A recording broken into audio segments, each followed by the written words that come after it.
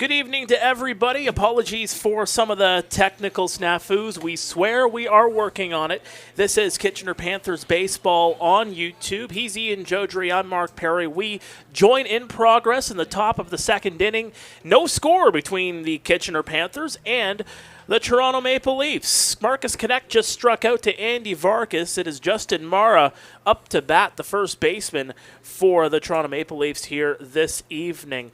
And Ian, again, these two teams, second meeting of the season, both of them known for their offense, but Kitchener kind of sputtered in their last outing against the London Majors. Absolutely, putting up those 5 runs in the first 2 innings and then allowed the 8 unanswered, and overall really struggled after that second inning. Didn't get a hit from the 3rd inning until the 8th, but still some positive signs from the bat off the get-go.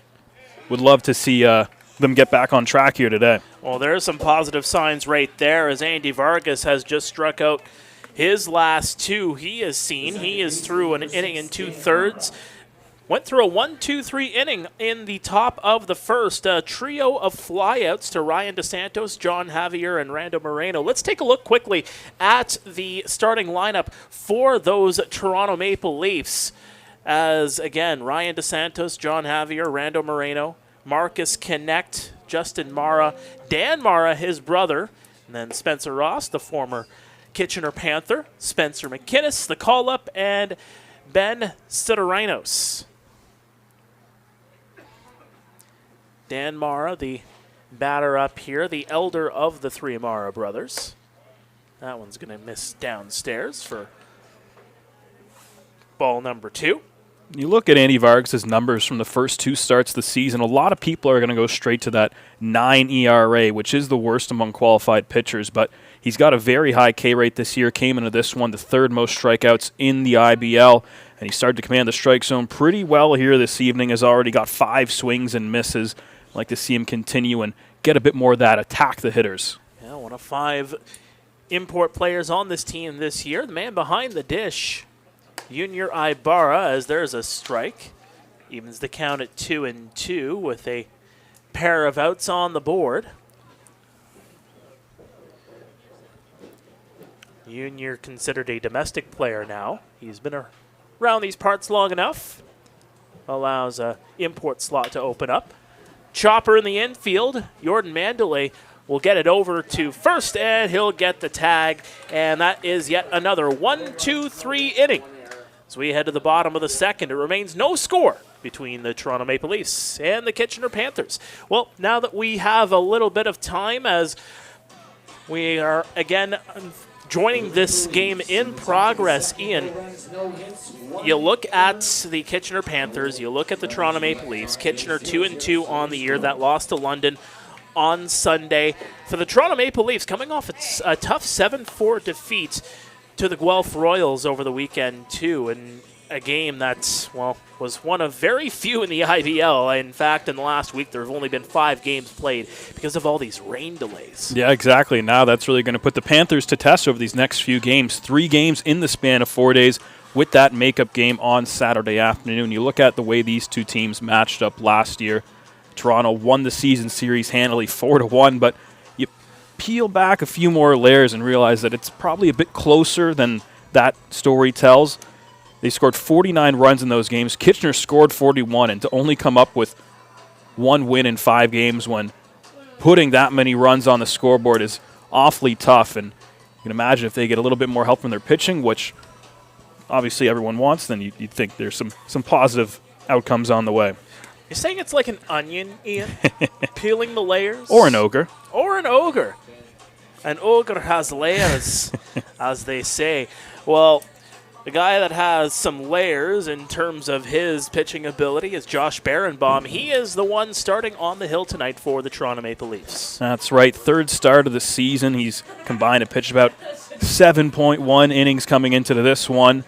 His ERA also not great when he compared to Vargas. You mentioned he had the worst among qualified pitchers. Berenbaum comes in with the 3rd worst among qualified pitchers at 7.36 and got roughed around in that last game that you mentioned against the Royals, Mark. Didn't make it out of the 5th inning in that one. Only struck out 3, walked a lot of batters. In total, gave up 7 runs, 4 of them earned.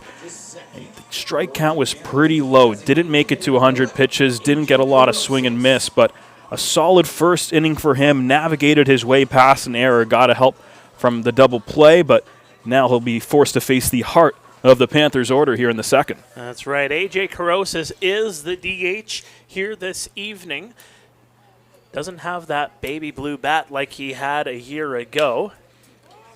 No matter, he does make contact, but that one's going to fly into center field, and Serenos will camp under it and make the catch. Let's take a look quickly at that starting 9 for those Kitchener Panthers, as we've already seen 4 come up to bat in the in the bottom half of the first. Yosuke Fuji, Jordan Mandalay, Yosvani Penalve, and Junior Ibarra were the 4 that went. AJ Carosis, just bat, he's the DH.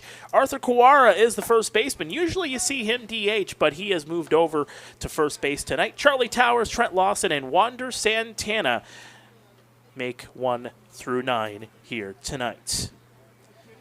Arthur Kawara, the batter, had that big game-winning home run against the Maple Leafs in the first game of this regular season over at Christie Pitts. Mother's Day mash, if you will, from Arthur Kawara. Barenbaum misses that one. And Kawara, a guy who wasn't really known for his power last year, only had 1 extra base hit all season in those 11 games played. Already in the first 3 games of the season, went yard twice. Certainly some welcome power for this lineup. Well, the power's taken away, at least for now, as Arthur Kawara goes down looking for the first strikeout of the ball game for Barenbaum. Barenbaum, 17 pitches to get through the first inning. 10 of them were for strikes.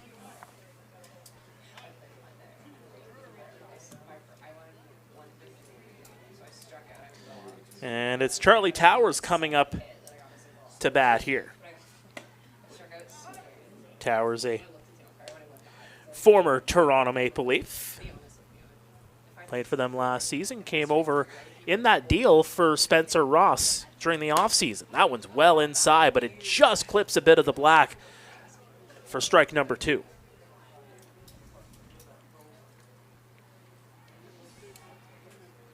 Barenbaum gets the sign, the delivery, and Towers gets a piece of it.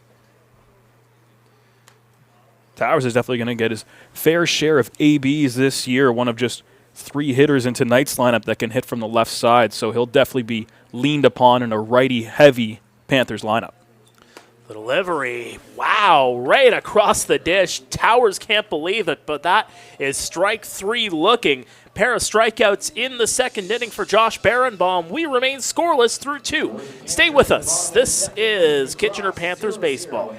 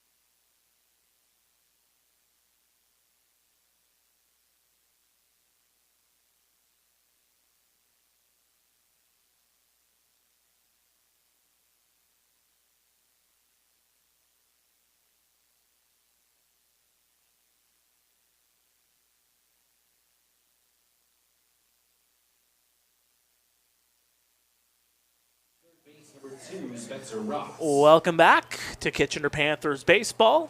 Mark Pare, Ian Joudrey here. Former Kitchener Panther Spencer Ross stepping up to the dish, the on-base dynamo from a season ago, taking his talents to Christy Pitts this season. The delivery is inside for ball number 1.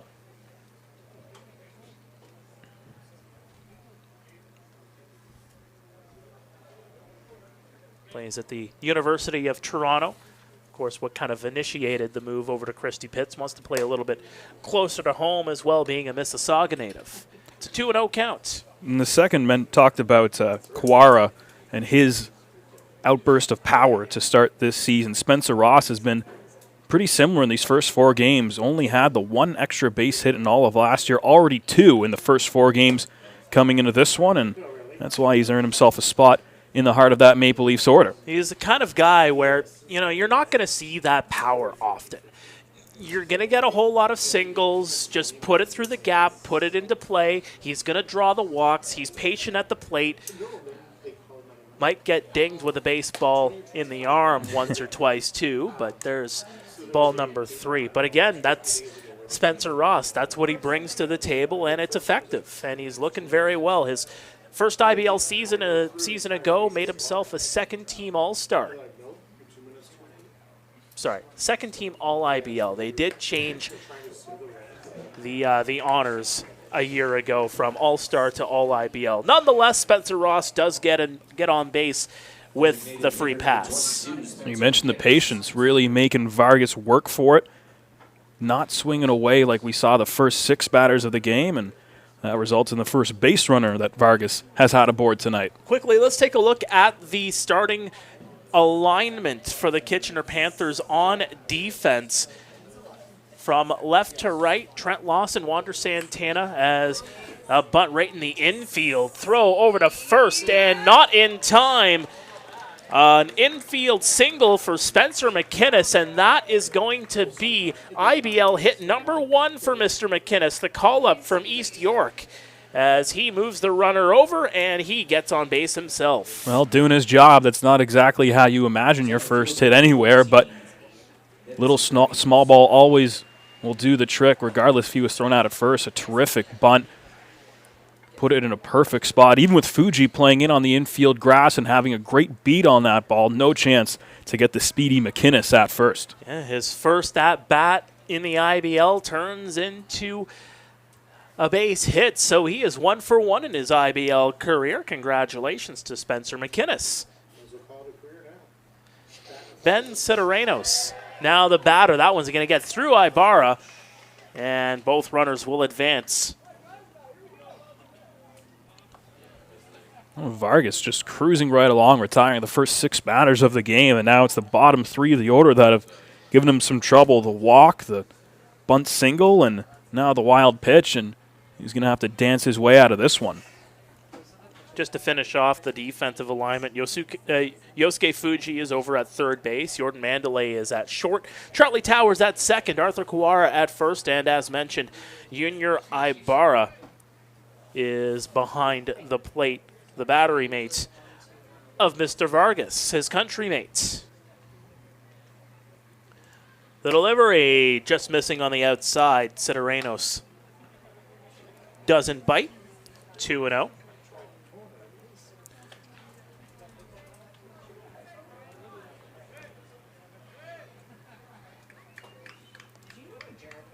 He is getting a couple of looks over, taking a look at second base a couple of times does Vargas, and Sideranos gets a piece of that.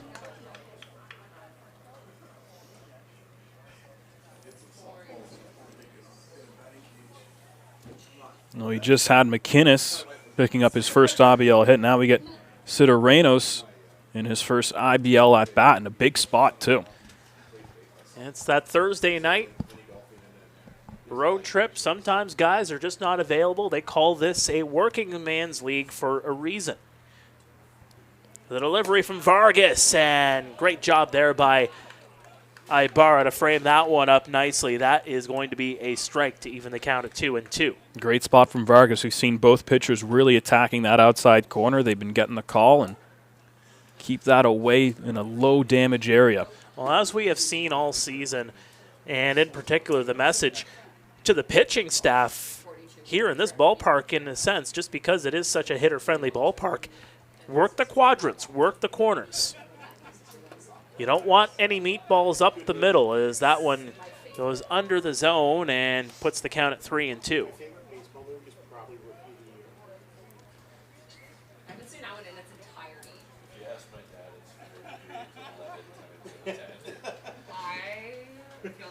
Your umpires for tonight, Nick Leffler is behind home plate calling the balls and strikes. Trevor Stoyko working over at first base, although he is at second right now.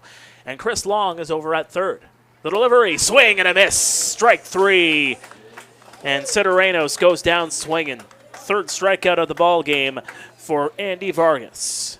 And Vargas getting a bit of help on that one. Not exactly the best pitch away in the dirt, but after setting up that pitch on the outside corner for strike 2 to Sideranos, gets him to bite and chase that one away. Great setup to execute and get that big first out. Brings us back to the top of the order for Ryan DeSantos.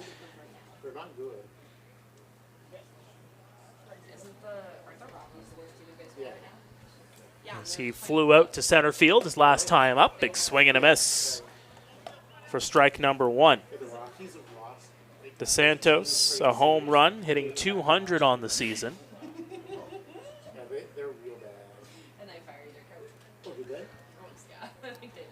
Working from the left side of the dish. Long-time Toronto Maple Leaf in his 6th IBL season.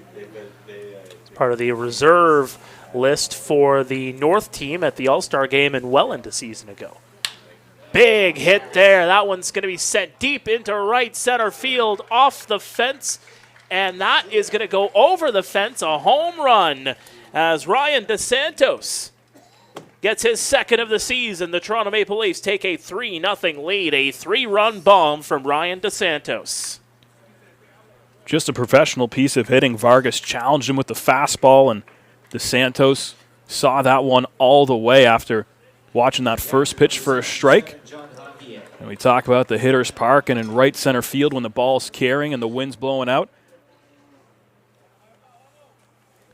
You don't want no meatballs here in this ballpark. Gonna leave you with some spaghetti legs. Swing and gets a piece of it there for strike number 1, John Javier.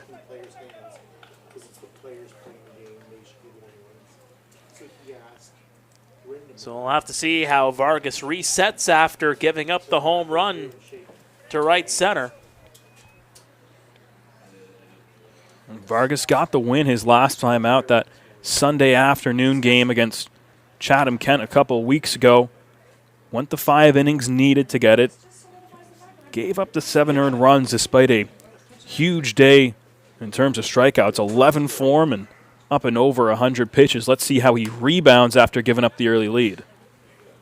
Blooper over to second base, and Towers gets underneath it to retire John Javier, and that's the second out of the inning. The shortstop, number 17, Rando Moreno. So that'll bring up Rando Moreno. Flew out in the first inning, working shortstop here tonight.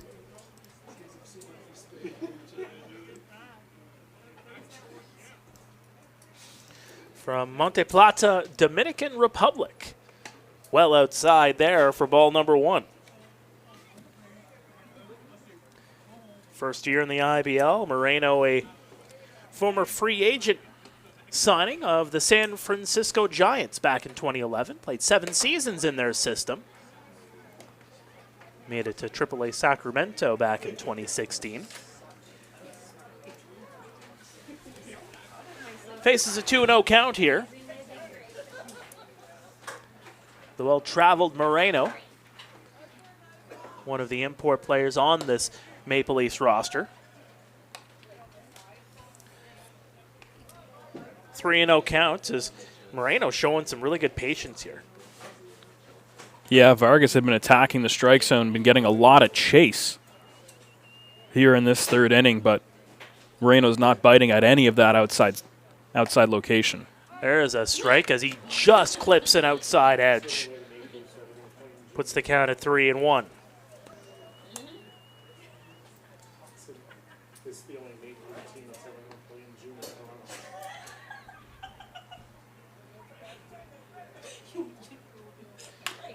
Chopper. Towers will get to it. Handles it cleanly, gets it over to first, and that's a 4-3 ground out to end the inning. But a 3-run home run from Ryan DeSantos makes it 3-0 Toronto. We'll be back after this. You are watching Panthers TV.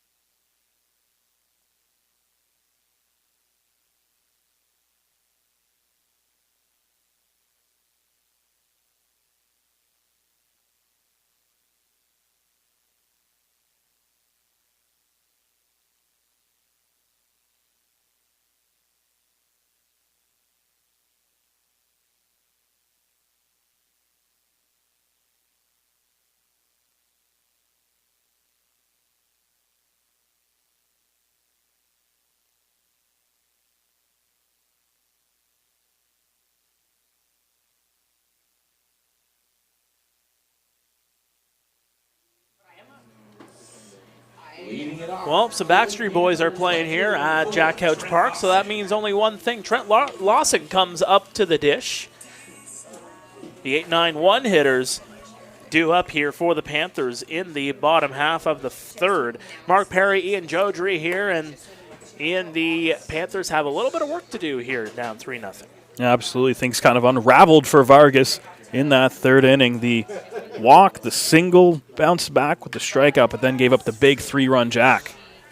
That one goes a mile high. It is playable. Marcus Connect will get underneath it and make the catch. Let's take a look at the defensive alignment for those Toronto Maple Leafs. As mentioned, Marcus Connect is over in right field. Ryan DeSantos is over in left. Sideranos working center field here tonight, which is interesting too because you have the two veterans on the outside and you have the young upstart rookie in the middle. Usually that center field is where you would put some of that veteran presence to kind of command the outfield, if you will. But Spencer Ross is over at third, Moreno at short, Dan Mara is at second, and Justin Mara is at first. Javier is in behind home plate catching Barenbaum. That one's upstairs. 1-1 count here with one away, and Barenbaum's starting to put together a pretty good string of at-bats here. Absolutely. I mean, the second hitter of the game got aboard via error in that first inning, ended up throwing 18 pitches, but getting out of trouble thanks to that double play, and then really settled down in that second inning. Only threw 8 pitches, got 2 strikeouts, and he started to cruise right along. Wander Santana, the center fielder, will swing and miss at that one. Strike number 3, first swinging strikeout for Barenbaum. He's got 3 on the evening, and that's 2 away. And his first swing and miss of the night. He is really settled in. Back to the top of the order we go. Yosuke Fuji. Last time we were here on Sunday, hit that late game home run, his first in the IBL. That one upstairs, missing the upstairs corner, 1-0. And really should be 2 for 2 in his IBL career. Before we came on the air, of course, there was that magnificent catch by Moreno at shortstop. on a little looper from Fuji that most would have suspected to go for an infield single. That one misses upstairs. 2-0 the count. Yosuke swings and misses for strike number 1. And again, Fuji is from Mission, BC. Swing and a miss. Of Asian descent, but is a domestic player, being from British Columbia. First year in the IBL, he'll send that one out of play. Finished his senior year with the Campbellsville Tigers in the NAIA before moving over here to the Kitchener Panthers. Was a top 10 Canadian in the NAIA in home runs this past spring. Delivery, swing and a miss for strike number 3. Couldn't connect on that one, and Barenbaum is up to 4 strikeouts, and he's got a little bit of a cushion now to work with. A 3-0 lead through 3 innings of play. We'll be back after this. This is Panthers TV.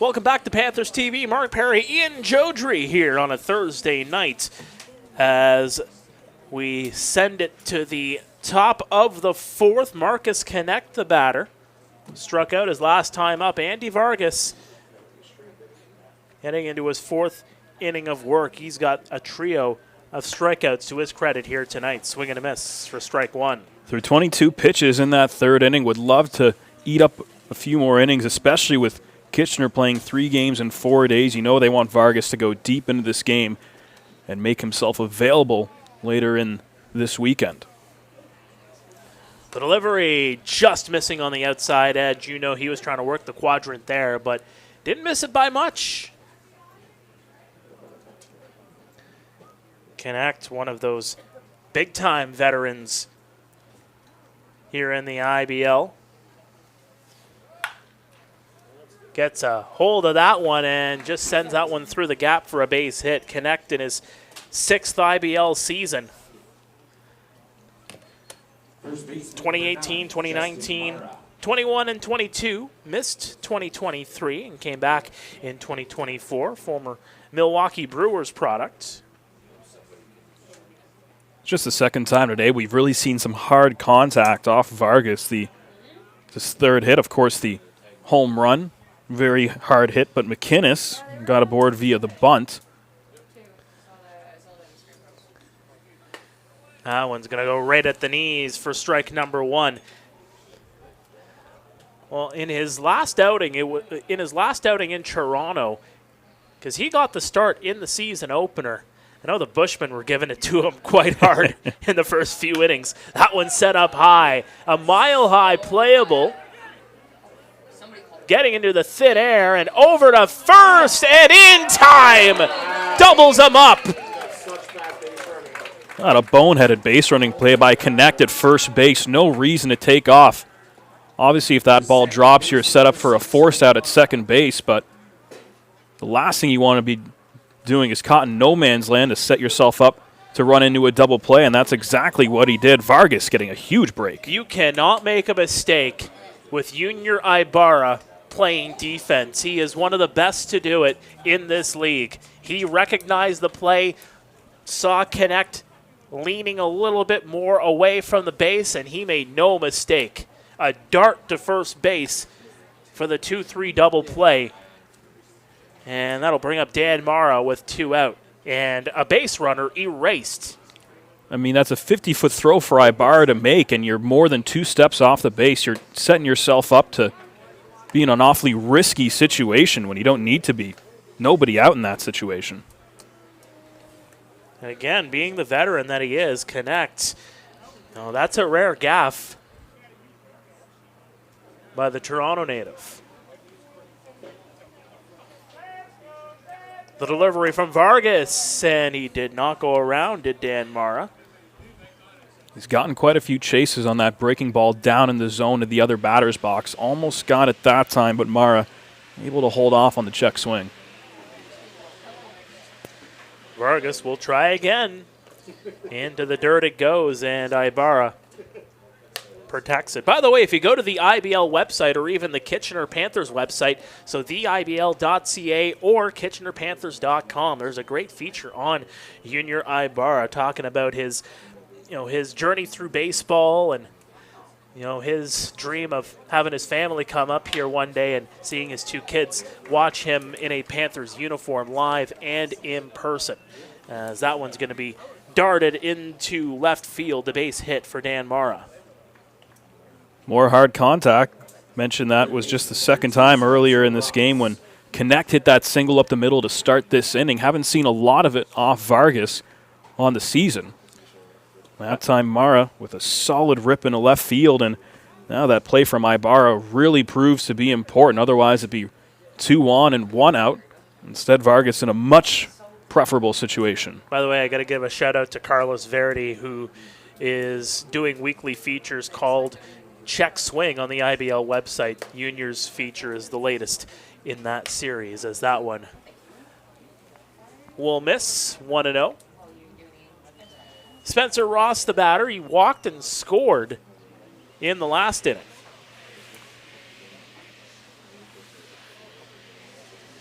Vargas deals, swing and a miss. Evens the count at 1-1.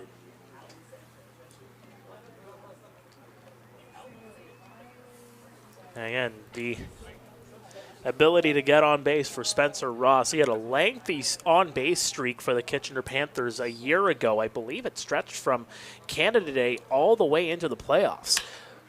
Gets a piece of that one. That one, is it going to drop? Yes, it will. Into left center it goes. Another base hit here in this inning.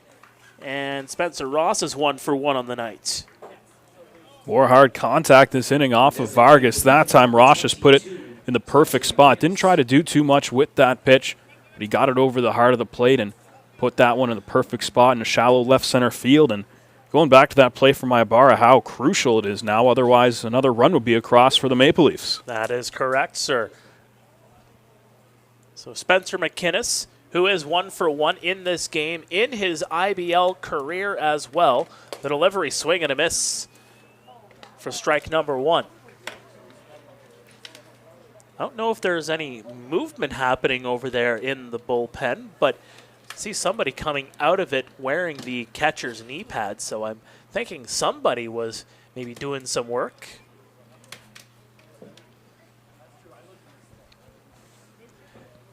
Spencer McInnes is the DH. That one's going to get by Ibarra, and that'll advance the runners. So call that a pass ball. And Spencer Ross advances to second. Dan Mara moves over to third.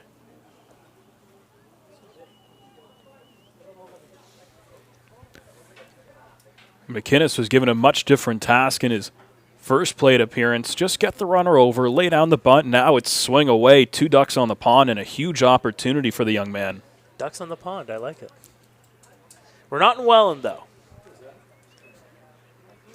Although with the possible weather forecast earlier today, I thought this whole field would have been a pond at some point. That one's going to miss inside. That one just missed. A huge break for McInnes. Now he's up in the count.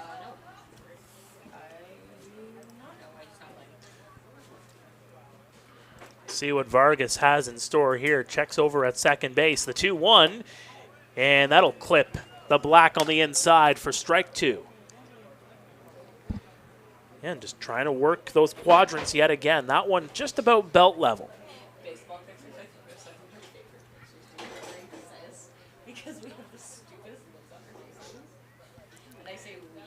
Can Vargas get out of the jam here? He's a strike away. The delivery. McInnes gets a piece of it. Again, McInnes, one of 5 call-ups on the roster for the Maple Leafs that are from the East York 22U team. Matt Brandt, Sam Spencer, Nathan Curra, and Keegan Martin. I don't believe all of them are here tonight. Those are 5 of the 8 listed on their call-up roster at this point in time. That's a roster that gets juggled a little bit here and there, no matter where you are in the IBL. Happens in Kitchener, too. McInnes is putting together a great at-bat. Let's see if Vargas caves and gives him a good pitch to hit. Yeah, remains 2-2. Pair of foul balls the last 2 pitches. The delivery, and there's another one. Extends the at-bat even more.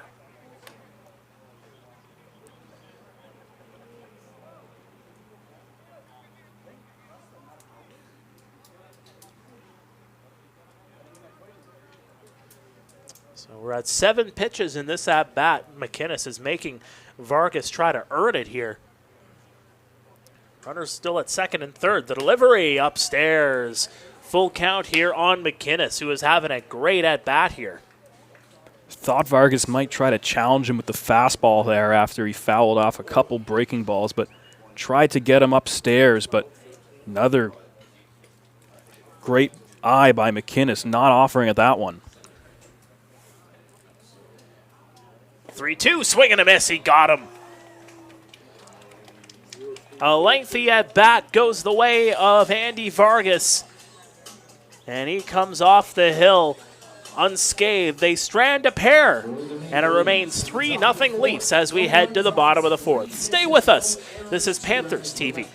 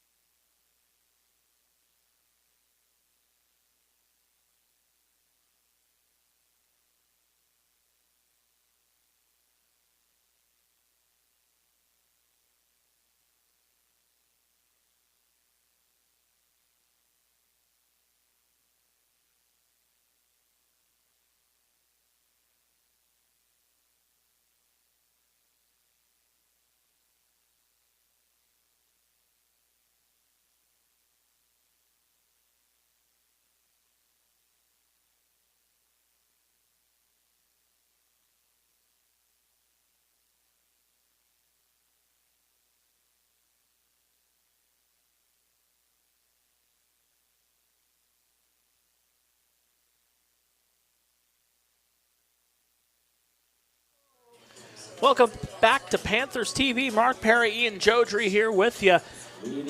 Bottom of the fourth, upcoming heart of the order here for the Kitchener Panthers. Josh Barenbaum again settling in nicely in the last couple of innings. He had 17 pitches through the first, but he has retired his last 7 in a row. And he's up to 38 pitches. 26 of them have gone for strikes. Settling in nicely, doing it efficiently. The Panthers. And I think that's the broadcaster jinx, my friend. Sure is. Jordan Mandalay, first pitch he sees, puts that one into right field. And first runner is on here for the Panthers here in the fourth. Well, not just last year, but this season and tonight, the Panthers always aggressive, often swinging that first pitch. They don't take many walks. They hit into a lot of outs to start this game, and finally, that first pitch aggressiveness pays off for Mandalay with the opposite field single. Try and get something going against a pitcher that they have not had much success against this evening. We'll bring up Yosvani Penalve, working from the left side. The delivery well outside for ball number 1.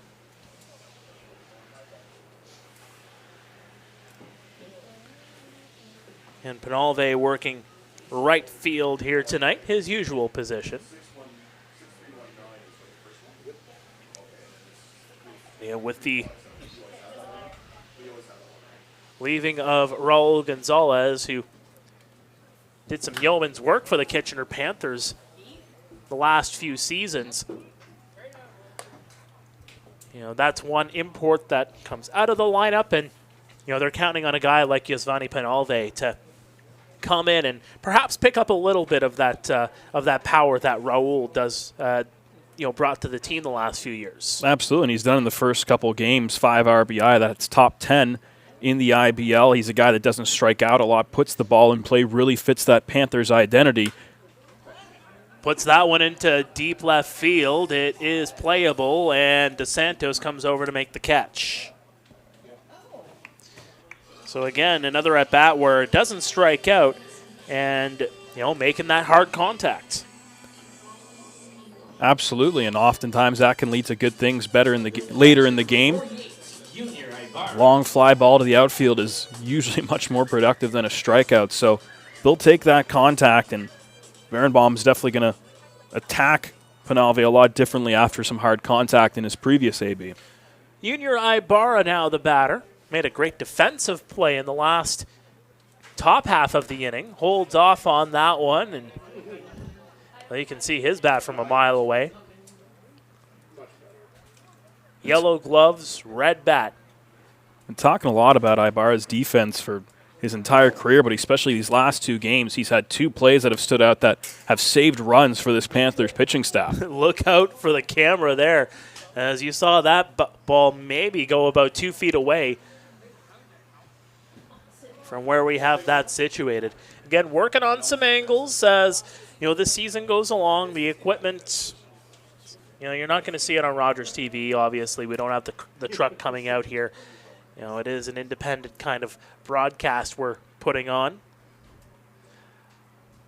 We'll have that center field camera cooking once again as soon as we can. Swing and a miss. Probably not tonight, but hopefully for Saturday when the Brantford Red Sox are in town.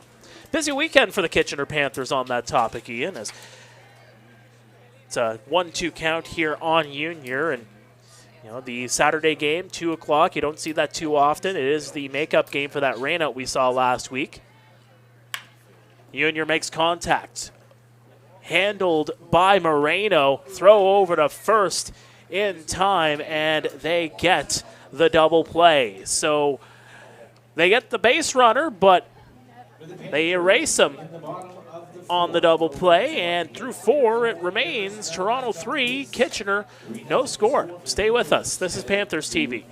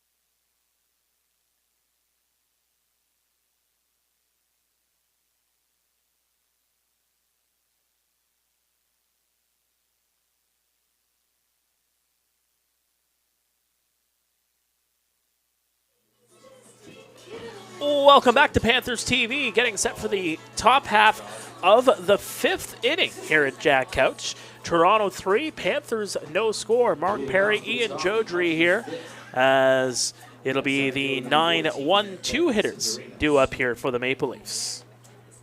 Certainly a different start to this game than we anticipated, Mark. Talk about both these teams scoring a ton of runs, 2 starting pitchers that are in the bottom 3 in ERA in the league when it comes to qualified pitchers, but it's been the exact opposite. The Panthers have only been able to muster the 1 hit, that single from Mandalay last inning, and aside from that 3-run home from DeSantos, that's been the only scoring on either side. 1 of 3 games happening in the IBL this evening. This is the only game where the away team is in the lead.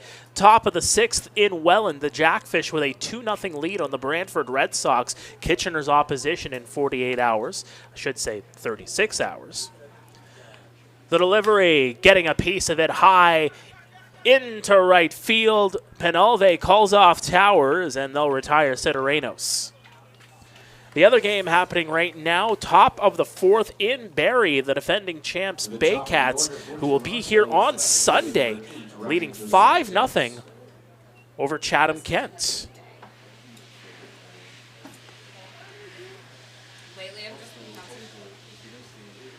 Yeah, Barrie will be some interesting competition coming in here on Sunday, Ian. Kind of a championship hangover that they have been facing, albeit hangover doesn't look too hungover, if you will, here tonight with a 5-0 lead over there at home against the Barnstormers. Yeah, it'll be interesting to see what kind of state the Panthers pitching staff is in their 3rd game in 4 days and just what they have in the tank against the defending champs.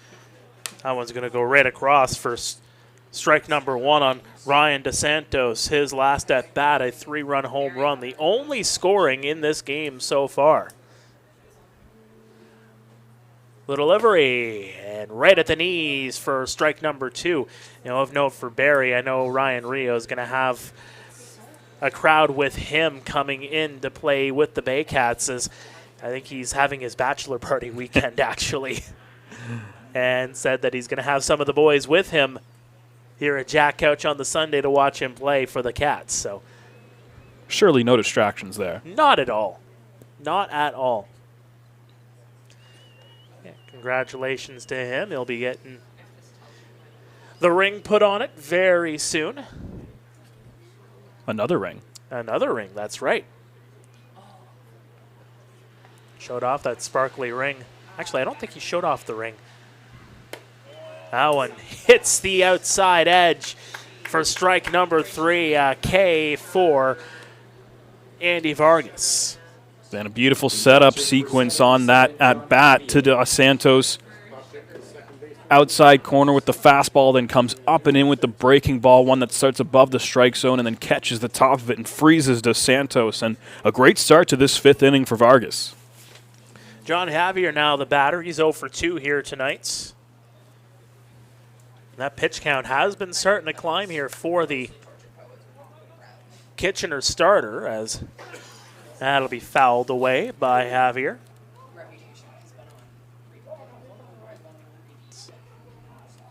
80 pitches now for Vargas here tonight. Imagine they'll be looking at the pen very soon. 22 pitches in each the 3rd and 4th inning. He could really use a quick one here. That one down the line, foul. 2-strike count, and now a chance to get out of this one quickly and keep that pitch count low and try and eat up some later innings of this game for Vargas. I know there's been some comments made on YouTube wondering if we can see the whole field, and probably didn't see that foul ball down the line. We'll do our best to get some more camera angles in as this season progresses. Again, we're limited sometimes with the equipment that we're running with, as that one's going to miss outside for ball number 1.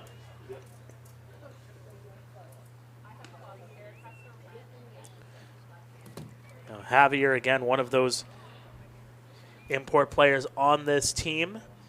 Wilhenis Alvarado, Rando Moreno, Sebastian Rodriguez, and of course, the first female player in IBL history, Ayami Sato, who started in that season opening game against the Kitchener Panthers. 6 up, 6 down in that one, including a strikeout.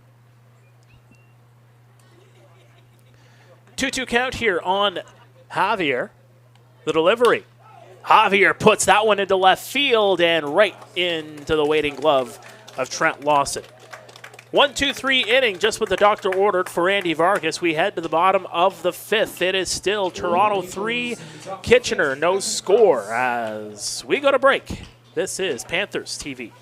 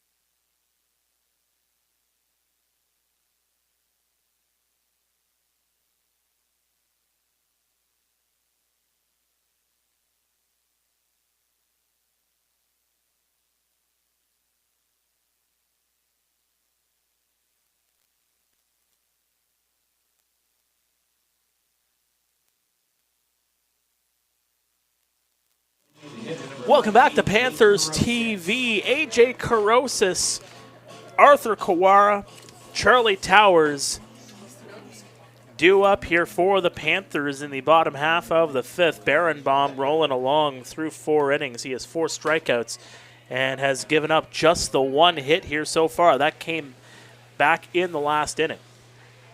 And Mark, this is starting to turn into a bit of a trend. We talked about how the Panthers' bats went cold after that 4 spot in the 2nd inning on Sunday.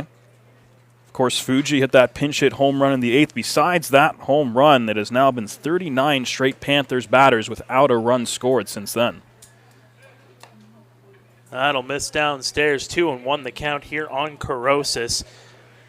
Flew out to center field his last time up, 0 for 1 here tonight. Chopper into the infield. Dan Mara over to Justin, and the Mara brothers connect on the 4-3 grounder. Usually when a starting pitcher goes deep into the game, it's the 3rd time through the order where you really start to see the offense start to feast. Well, he's not even near that, and that's because he's only faced 1 more than the minimum and absolutely mowing through this Panthers order. It's going to be awfully tough for them to catch up if they keep going 3 up, 3 down. As mentioned, got that single did Jordan Mandalay in the 4th. He was erased on a 6-4-3 double play. The runner that was stranded came all the way back in the 1st as there was a double play to end the inning, but Jordan Mandalay reached on an error to the shortstop. Penalve walked. So there were runners on 1st and 2nd, and 1 runner was kept on board, obviously, with the double play turned. Yeah, they were sitting 2 on board with 1 out. It looked like things were cooking for the Panthers, and you thought at least some momentum to carry over in the later innings. Just hasn't happened. Soft contact by Arthur Kawara over to 1st in time, and just like that, there's 2 away. As again, Josh Barenbaum Next up for the Panthers. looking pretty solid here for the Toronto Maple Leafs. Richmond, BC native, played 6 years at Fraser Valley, won the CCBC World Series. He was the CCBC Cy Young winner in 2024. Has some experience a little bit everywhere.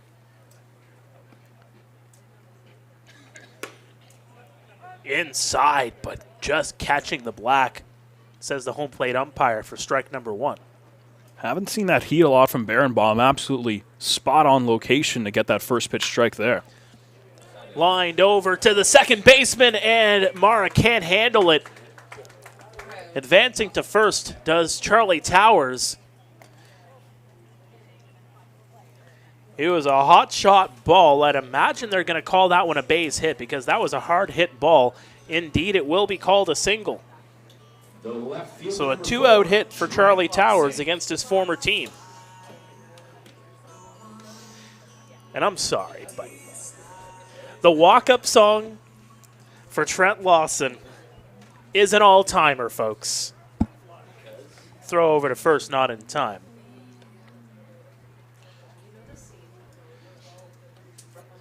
Except we don't have the opening cold open of that one episode of Brooklyn Nine-Nine going for us. That one sent deep into foul territory down the right field line. Oh, Andy Sandberg. Sorry, Jake Peralta. Back to the game here, folks, as Trent Lawson is 0 for 1 here tonight. And there's some commotion on the field. Kitchener wants a block. Kitchener was looking for a balk, but they're not going to get it. They thought Barenbaum may have made an extra motion there. Well inside, and Lawson gets out of the way. Barenbaum's been spotting that breaking ball inside pretty well. That one just gets away from him and almost put a second runner on base. And that pitch count is very low for this stage of the game for Barenbaum. Swing, and he gets a piece of it. Strike number 2. As that is just pitch number 58 for Barenbaum.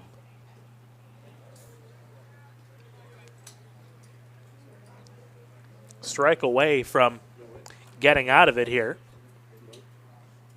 The delivery, the runner goes, and right across for strike number 3. Barenbaum is through 5, and he is cooking.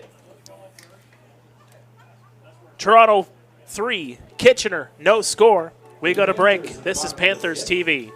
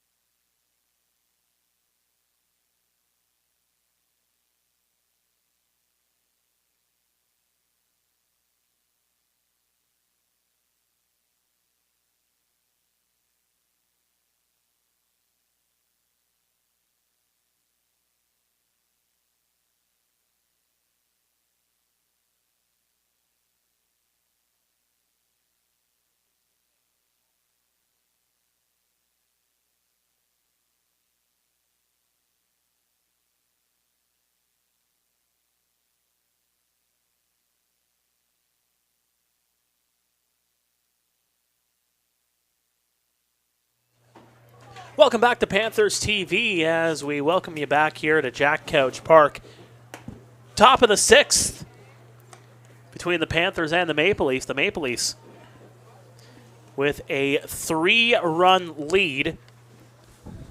The only runs in this ball game coming off of one swing of the bat from Ryan DeSantos, a 3-run home run back in the 3rd. Soft contact in the infield over to first in time. They will get Rando Moreno on the 6-3. Tough play from Mandalay, who was playing very deep there on a ball not hit particularly hard, especially with that wet grass that can really slow down a soft roller, but able to make a real strong throw to get Moreno at first. Mentioned just the 3 runs scored, Mark. It's that pitcher's duel that we expected, right? Right out of the gate. It's exactly what we expected in this game. In a game where offense could come at a premium, a ballpark where offense tends to come at a premium more often than not. Here we are. That one right at the knees for strike number 1 on Marcus Connects. Vargas, a really good top half of the 5th, limited that pitch count, got a strikeout after a rocky 3rd and 4th. Now he's in his 3rd time through the order. Panthers could really use him to eat up these last couple innings. Pitch number 88 from Andy Vargas. Works the outside edge for strike number 2. And you're really starting to see a little bit more of that location has been the story as this game has rolled along for Andy Vargas, as he's finding it a little bit more.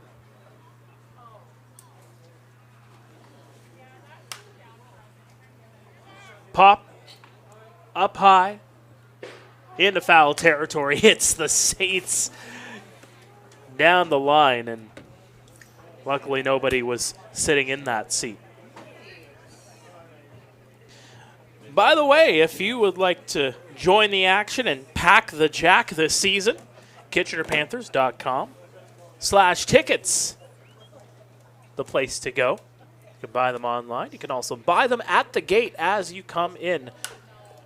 And that one's going to be sent deep into right field, possibly down the line. Could it go foul? Yes, it will, as Charlie Towers went a whole long way.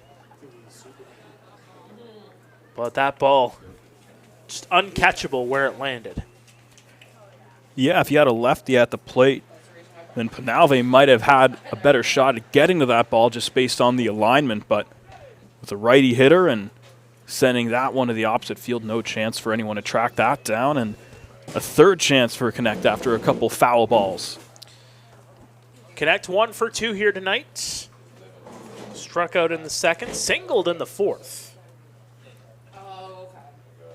Vargas steals the 0-2, set up high.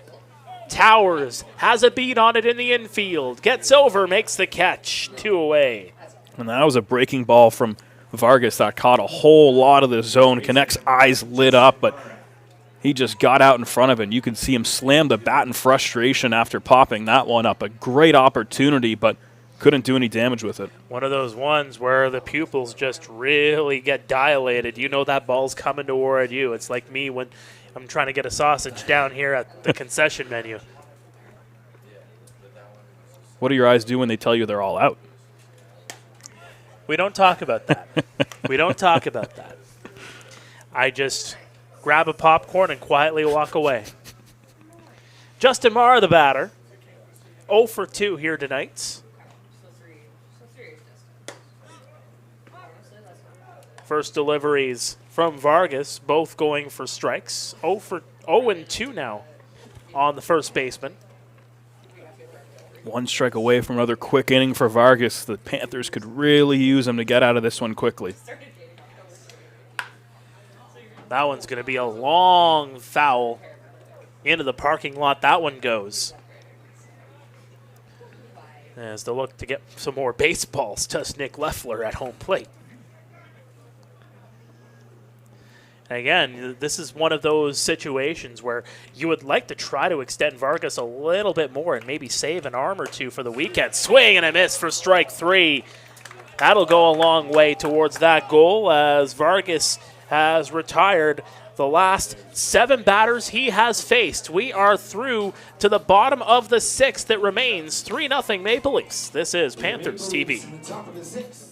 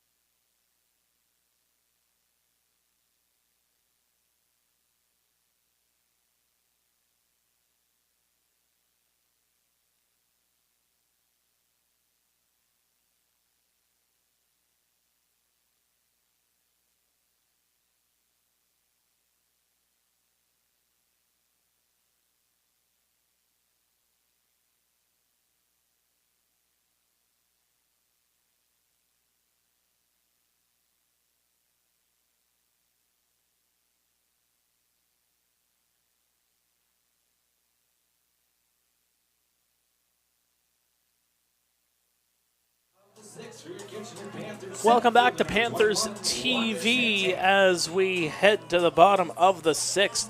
Just 59 pitches for Josh Berenbaum, who has given up just 2 hits and has only left 2 base runners on board.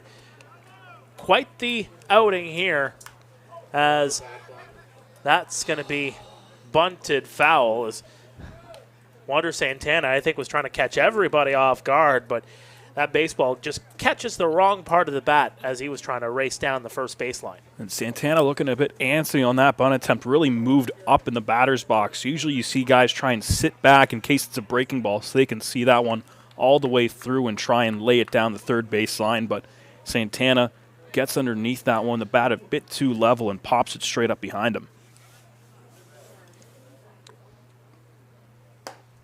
Swing and a miss already. Santana down in the count, 0-2. Talk about the efficient work from Berenbaum. Threw 18 pitches in that first inning and has been cruising ever since. 13 pitches in the 5th. That's his highest since then. Very efficient night for him. Delivery there for strike number 3. As Wander Santana goes down looking. Back to the top of the order for the Panthers. This is third baseman number 5, Yosuke Fuji. So another K for the Big Bear, wearing number 13. 6 strikeouts on the evening. And has still only faced 2 more than the minimum. Downstairs for Yosuke Fuji. Lineup turns over once again. Talked earlier about the third time through the order is often when you see guys start to jump on a pitcher and be sitting on a pitch a bit more. Let's see if Fuji can get that party started. There's a swing and a miss. I think he may have gotten a piece of it. But again, this is his third appearance of the year. Both of them all of them have been starts.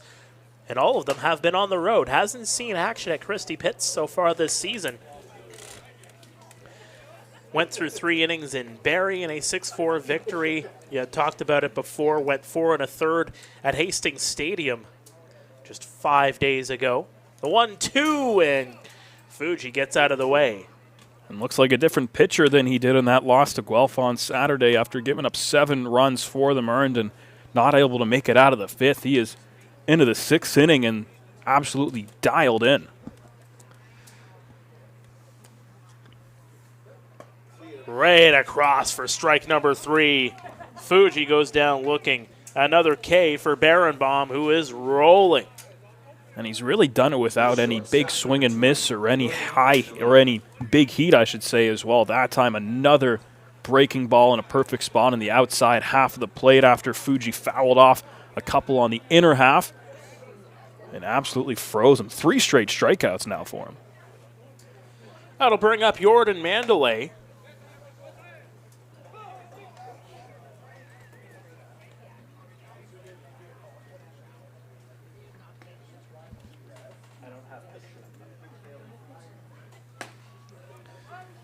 That'll go across for a strike. Mandalay has reached base both times he has been at bat. Reached on an error in the first, singled in the fourth. And that's going to go into the top corner. A nasty breaking ball that time from Barenbaum.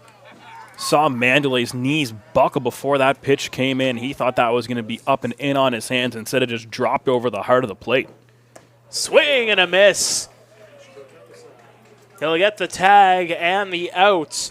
That is a strikeout of the side for Josh Barenbaum, who is having himself an El Fuego Thursday night. We are through 6 here at Jack Couch. The Toronto Maple Leafs 3, the Kitchener Panthers no score. We'll be back in just a moment on Panthers TV.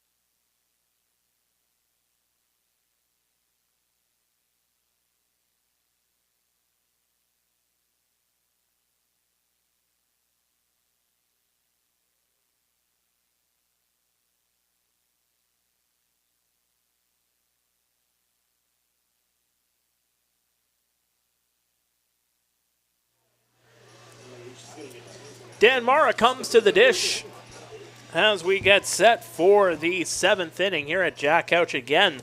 That 3-run home run in the 3rd inning from Ryan DeSantos, the only scoring we have seen here at Jack Couch this evening. Mark Pare, Ian Joudrey here as the 6, 7, 8 batters due up here for the Toronto Maple Leafs as Andy Vargas deals right across for a strike. Andy started this game. He is getting that pitch count up there, nearing the century mark. And we'll see how much more of a leash he will have here tonight, as that one's going to miss downstairs. As you mentioned before, Ian, kind of a pitcher's battle, an unexpected pitcher's battle here on a Thursday night. Absolutely. Mentioned there are 2 of the bottom 3 guys when it comes to ERA among qualified pitchers, and Vargas has really settled in after that rocky 3rd and 4th inning. That's a long ball into deep center field, but it's going to be grabbed there by Santana, 1 away. And Andy Vargas is one of those guys, too. Again, like, we're not saying that, it's unexpected because of the quality of pitcher. Andy Vargas, coming into this season, was looked at as possibly being the ace of this Panthers pitching staff. The Cuban import, has seen time with the Cuban national team, played a long time in the Cuban national series as well. There is a lot of talent there in number 52 in white. Absolutely, and we saw those earned runs really high in the first 2 games. Talk about a lot of people are going to be looking at that 9 ERA, but the swing and miss potential and the just raw stuff that he brings is certainly something that this Panthers team is going to be relying heavy on. And counting on him to kind of settle in as the season goes on and get to his normal self. Of course, he mentioned that Cuban National Series where over the last 2 seasons he combined for an ERA under 3, so fully expect him to get things under control. And as mentioned, after that 3rd and 4th inning, things look like he started to unravel. He's really gotten back under control these last few innings now, having set down 8 straight. Spencer Ross, the batter, queued up that last pitch and hit it toward the Leafs bullpen. One of the bat boys had to get up into the air about 3 feet just to avoid that baseball. That's going to go across for strike number 2. And again, Vargas has seen a whole lot of action, particularly in the last 12 months. Talked about the National Series. Was at the Premier 12 tournament for Team Cuba this past fall. Led the team, actually, with 10 strikeouts. Held the opposition to just a 150 average at the Premier 12.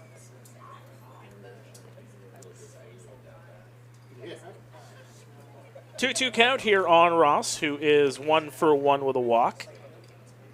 Was one of the 3 runners to come across on that DeSantos homer. Misses outside. 3-2 now on Ross. Would like to do a little bit of damage on his former team. Vargas' control has been pretty strong today, just the 1 walk, and he's done a great job battling back when falling behind in some of those at-bats.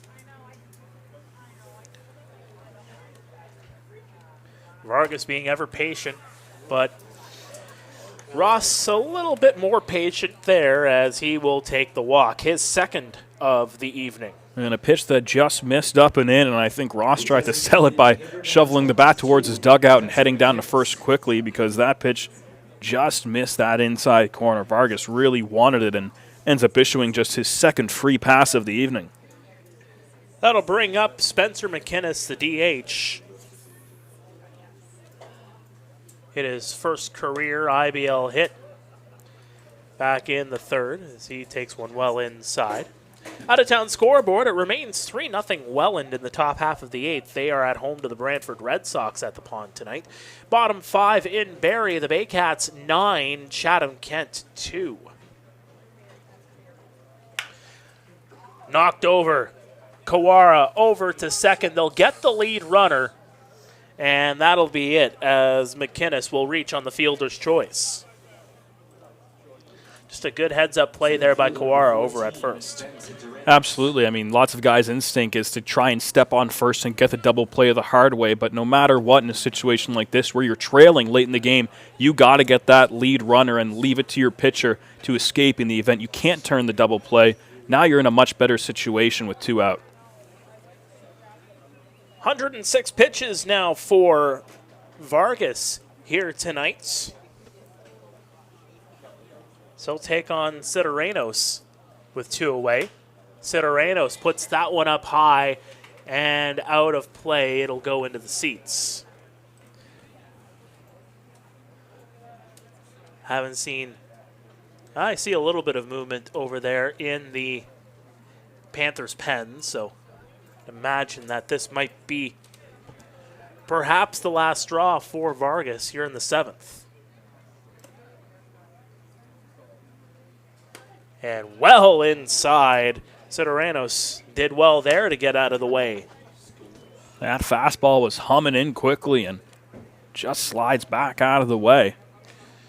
And one of the things I noticed in there, too, is that Junior was trying to motion Vargas perhaps more to the outside and obviously catching completely the other side of the plate. So maybe a bit of a tactic there to say, hey, maybe I'm going outside. Nope, I'm moving inside. Throw over to first, not in time. So again, that is also an advantage here with Junior being fluent in Spanish and having the Cuban import pitchers that they have here on the staff. The communication is there, and he has a bit of a history with many of the pitchers that are on this staff here for the Panthers. The runner goes, throw over to second, not in time.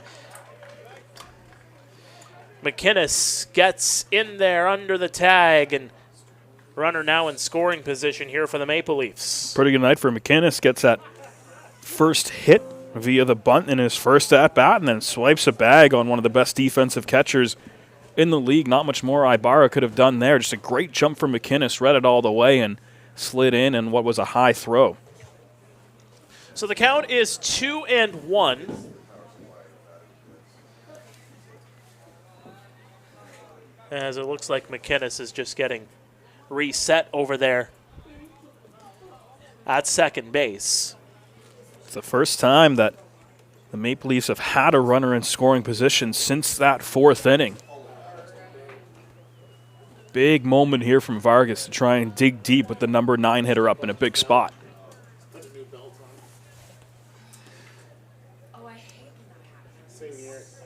So again, there is the count on the field. He is actually motioning 1 and 2 perhaps. No, he's... Well, the batter is going to call for time there.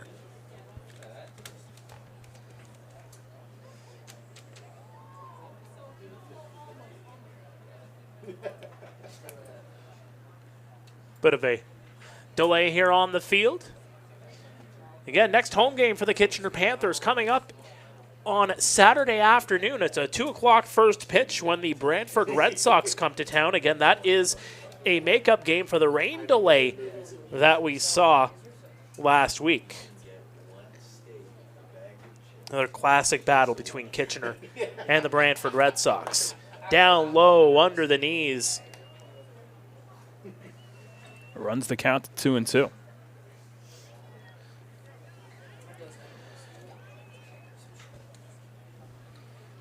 So 2 away.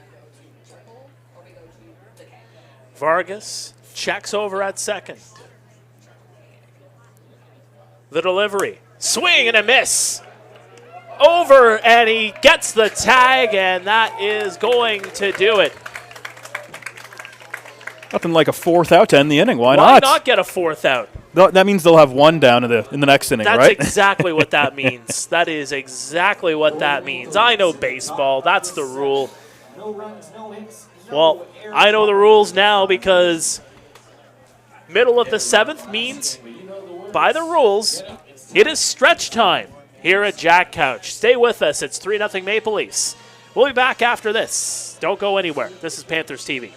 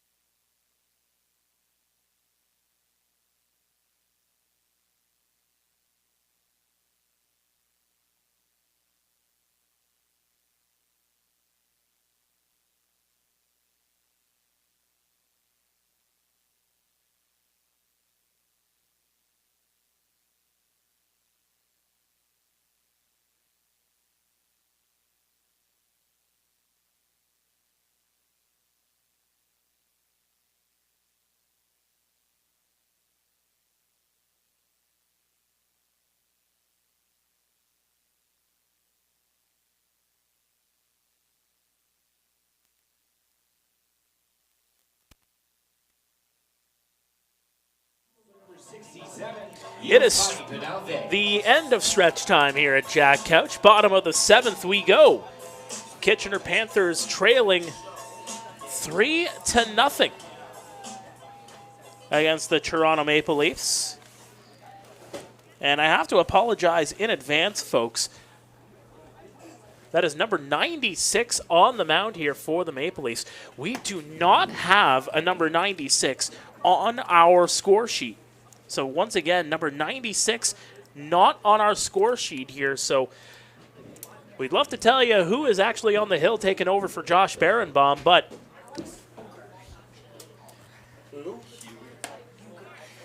and it was certainly a strong outing from Barenbaum after a rough outing Saturday.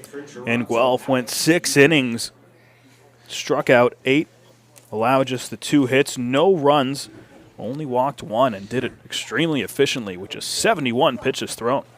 so that one's going to be chopped over the glove. And Penalve gets on base. That is Alex Ewer on the mound for the Toronto Maple Leafs.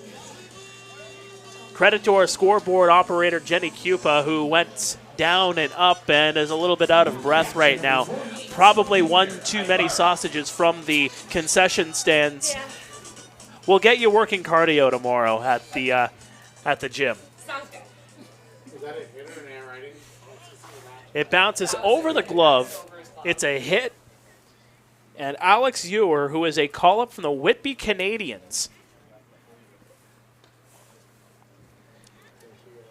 has to deal with a runner on board, and Junior Ibarra sitting in the batter's box.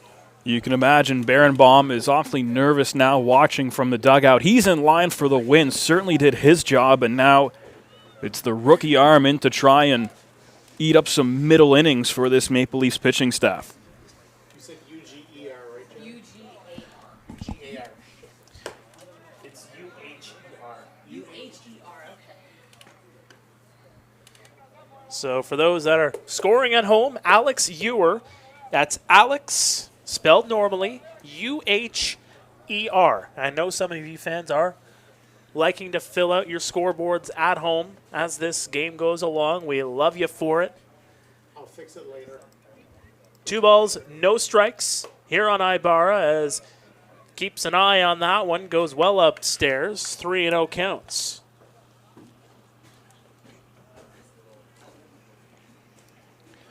Barenbaum in his last start only had 8 swings and misses and obviously didn't make it out of the 5th inning. Pitches 6 shutout innings tonight and gets 9 swings and misses over the course of his very strong outing. He looked good, that's for sure. Upstairs, that's 4 straight pitches to Junior, and he will walk. And just like that, the tying run comes to the dish in A.J. Carosis. Designated hitter number 11, A.J. Carosis. So could this be the opening the Panthers were looking for, as here comes the World Series champ Rob Butler to come out to check on his young hurler on the mound, along with everybody else coming in for a meeting.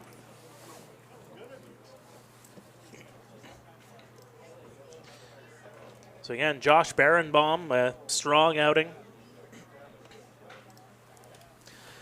Maple Leafs are back in action tomorrow night. They will be in London against the Majors. I will actually be on the call there at Labatt Park. So Maple Leafs fans, if you enjoyed me tonight, wait until tomorrow. Maple Leafs and Majors from historic Labatt Park. That's a 7:35 first pitch. We'll have all the action for you on Majors TV. Also part of a busy weekend, the Maple Leafs classic 2 o'clock start at Christie Pitts on Sunday afternoon. The Brantford Red Sox will be in town for that one. Old friend Tommy West will probably be on the call for that one, as he usually is in his spot up there on top of the hill. Beautiful ballpark they have over there at Christie Pitts. I'm sure the Bushmen will be in full throat as per usual.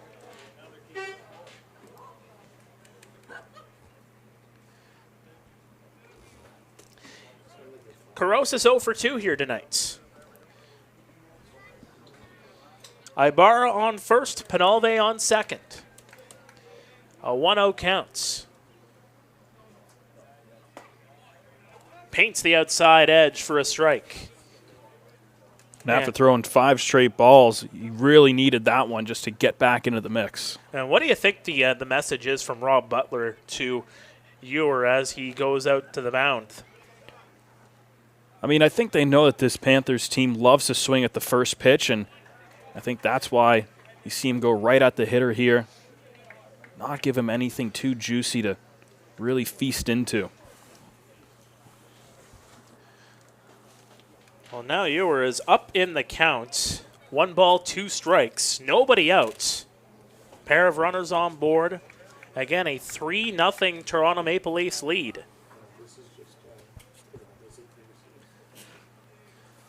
Check over at second. The delivery inside, and he gets a piece of the strike zone, according to Nick Leffler.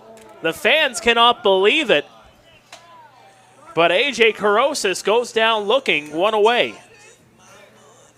We're in the day and age of baseball where the automated balls and strikes have started to take over some minor leagues and are expected to be implemented in the major leagues in the coming years. And when you talk to guys in the minors that have played with that ABS, there's a lot of pitches like that, the breaking ball that a human umpire almost never is going to call a strike, kind of catches the bottom of the zone. It kind of looked like one of those pitches that if you set up the digital data, it's probably a strike, but not to the human eye. Oh, they are setting up here for a double play. They're not going to get it. Runner coming home, and the Panthers are on the board. They can't turn the double play. And Yasvani Penalve comes across. It's 3-1. And the Panthers finally get a break. After the Maple Leafs turned a couple double plays in the early stages of this game to help get Barenbaum out of some troubles. That time, they couldn't bail out the rookie, and it results in the first allowed run of the game for Toronto. So Junior is out on the 4-6 putout. And again, Penalve comes around to score. Arthur Kawara reaches on the fielder's choice.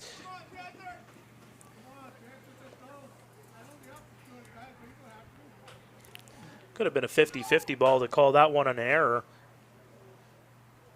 Yeah, that throw in the dirt from the shortstop, awfully tough to dig out. Bloop, single, it's going to drop. Charlie Towers gets on board, his second hit of the ball game.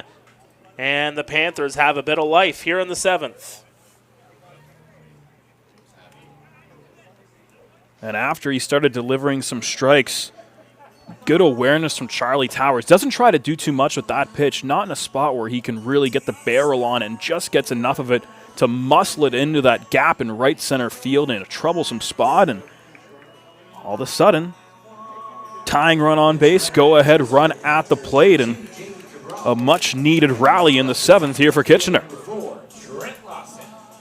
So we have a pinch runner coming into the game. Jamie Cabral is going to come in to run for Arthur Kawara over at second base. And Jamie Cabral brings a whole lot of speed to the base path, so already 2 stolen bases in the early going this season. Those 4 games played. Was a bit surprised to see him get the day off, but understandable with 3 games in 4 days, and now he gets his chance to shine in a big spot. Trent Lawson, the batter, 0 for 2 here tonight. Has looked great in left field. And that one's going to be lined right to the third baseman, Spencer Ross. And the Leafs get out of a jam. They'll strand a pair, but the Panthers are on the board. It's 3-1 Maple Leafs as we go to break. Stay with us. This is Panthers TV.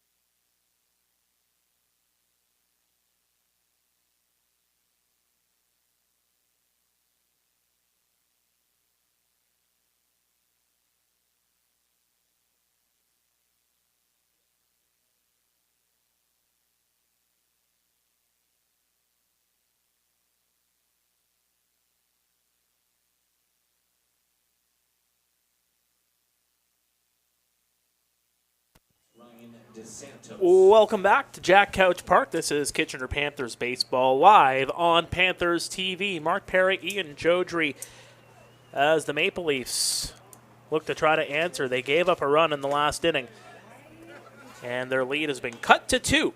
Some defensive changes for the Kitchener Panthers, Ian, as well as a couple of players have now come into the game.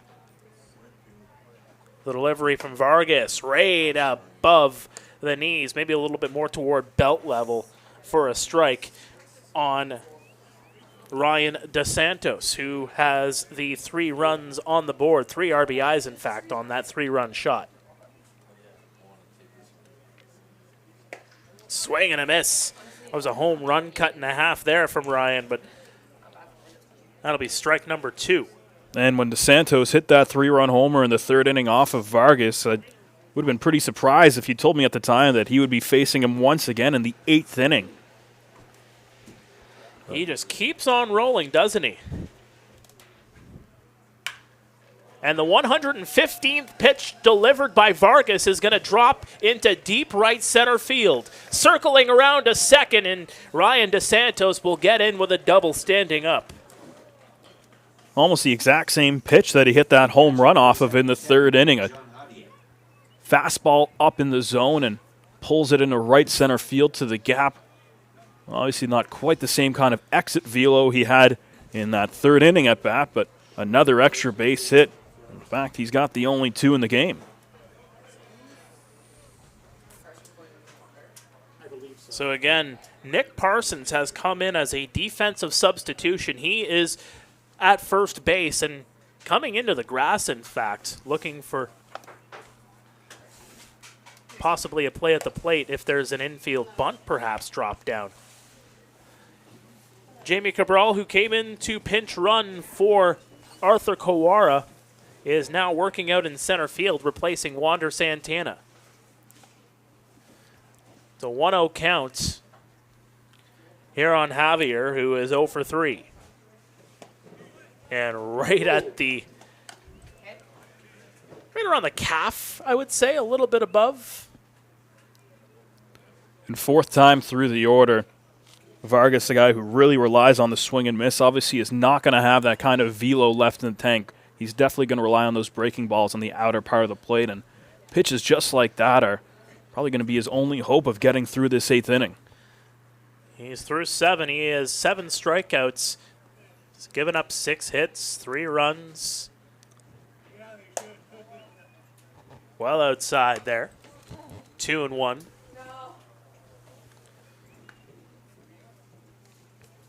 And imagine the thought is, by putting Vargas out there a little bit more, again, still has a lot of gas in the tank, it seems, as he continues to work the zone. But a couple of big games coming up this weekend. You'd like to try to maximize that pitching rotation and the obviously the bullpen too.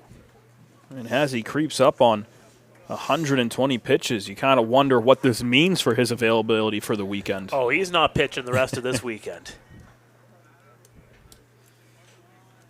Maybe for Owen Boone, you're going in 48 hours after going this long.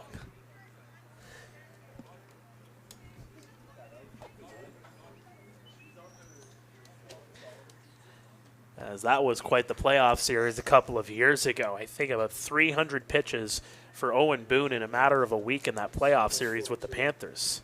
He was all the London Majors had to muster, as that one's down the line. That's a fair ball. Javier will stay over at first base. A runner comes in to score, and the Maple Leafs have added to their lead. They have restored the 3-run lead. It is 4-1. Well, a great play in left field by Lawson to limit Javier to just the single, but Javier with an excellent piece of hitting there. Took that pitch on the inner half of the plate and just drilled it down the left field line. Just snuck it on the right side of that third base line by a couple inches, and a perfect spot to bring in another run. And it's got to be deflating for the Panthers right after scratching one across and getting within striking distance. It should be no surprise, Javier coming into this ball game as somebody coming out of the ball game. That is Andy Vargas. We're going to see a new pitcher come in as John Javier, his team-leading 8th hit of the season. And it's an RBI that comes across. A new pitcher coming in. We'll be back after this. Don't go anywhere. 4-1 Maple Leafs in the top of the 8th.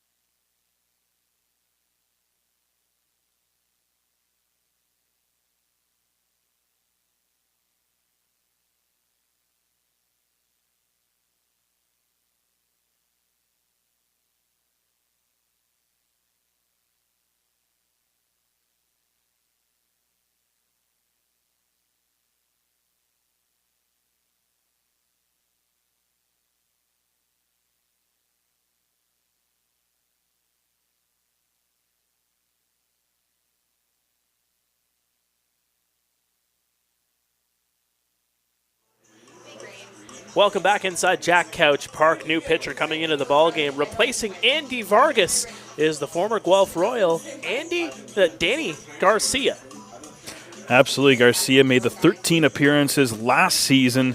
Overall pitched 26 innings, had that 9 ERA, but a whole lot of strikeouts, 35 of them compared to just the 13 walks. This is his 3rd appearance this season, still yet to allow an earned run. And, of course, Vargas is responsible for that runner on first. From Elias Pena, Dominican Republic, but still a domestic player, is Garcia. And looked like he was looking for the curveball there, but it got away from him. Coming in a tough spot, nobody out, runner on, and your team already a bit jammed up. We're going to need another lights-out performance from Danny Garcia. That one's knocked in the infield. Over to second. They will not get the lead runner. That gets into the outfield. Over to third comes Javier, and into second is Rando Moreno. Defensive gaff by the Kitchener Panthers there, and the Maple Leafs have 2 runners in scoring position. And things go from bad to worse there for the Panthers defense. Looks like a tailor-made double play ball for Mandalay. Figured they are at least going to get the lead runner at first, maybe have a shot at turning 2, but instead not only do you not record an out, but the throw goes into right field. Both runners advance, and now runners at second and third, nobody out. And things are cooking for the Maple Leafs here in the top half of the 8th. So officially the error is charged to the third baseman, Fuji. That'll paint the black for a strike on Marcus Connect, who has a single here tonight. A tough one for Fuji. The second error that's charged to him after he dropped a foul pop-up in the earlier stages of the ballgame. Down low and trapping it there is Ibarra. Now you see that Panthers infield come in this stage of the game. They cannot afford to give up another run. A low-scoring affair for the standards of Jack Couch. That one's popped up high in the infield. It's in foul territory, and over to make the catch is Nick Parsons.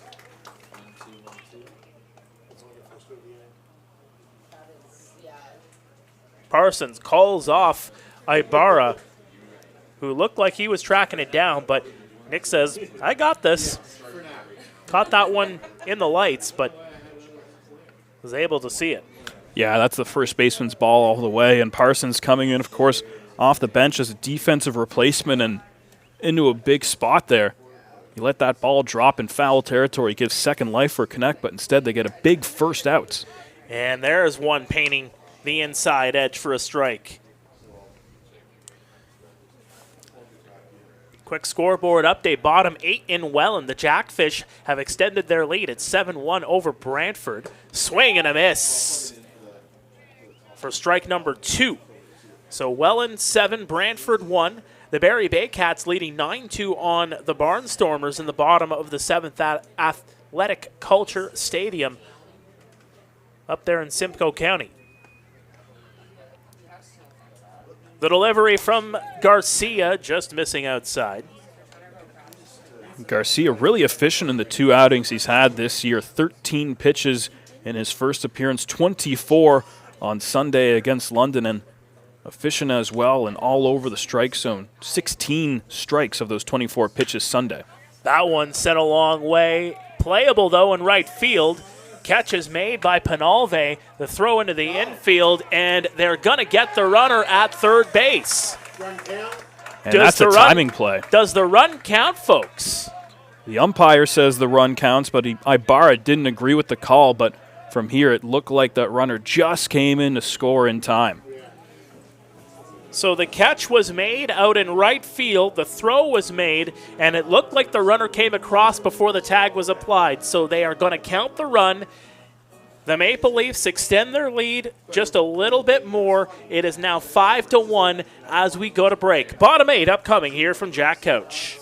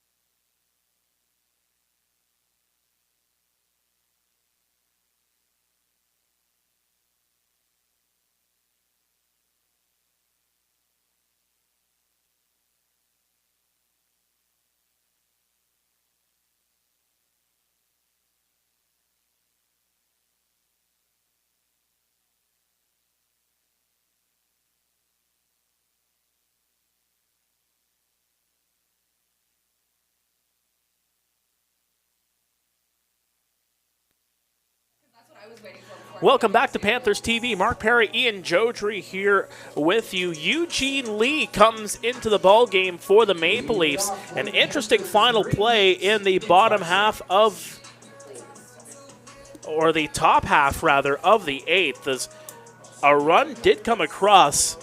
The third out was recorded on the rare 9-5 putout, a catch out in right field by Penalve. The throw into third base, Fuji applying the tag, but Javier coming in to score just beforehand. They count the runner.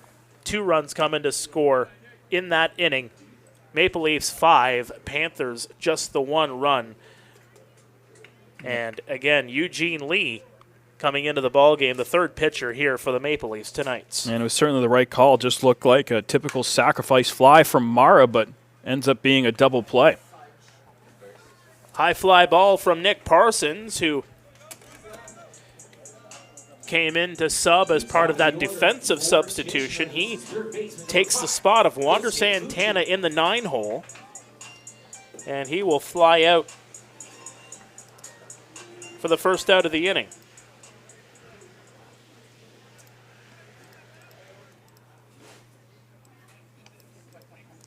That'll bring up Yosuke Fuji.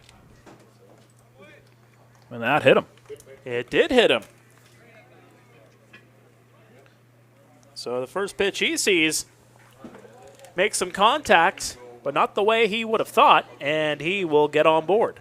Well, it was a great start for Eugene Lee. 2 pitches to get his first out as an IBL pitcher, but the very next pitch he throws results in a hit by pitch, and long way to go for the Panthers. Lee can pitch a bit freely, doesn't have to worry about that runner at first base, but now you give that top of the Panthers order a bit of room to work with.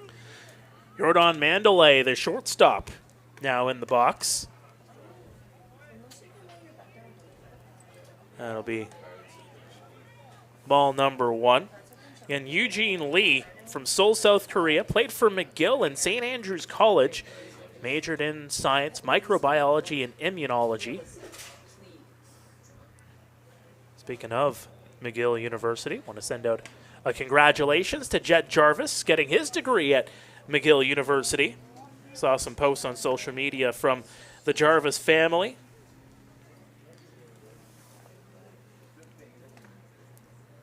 Definitely not easy to do to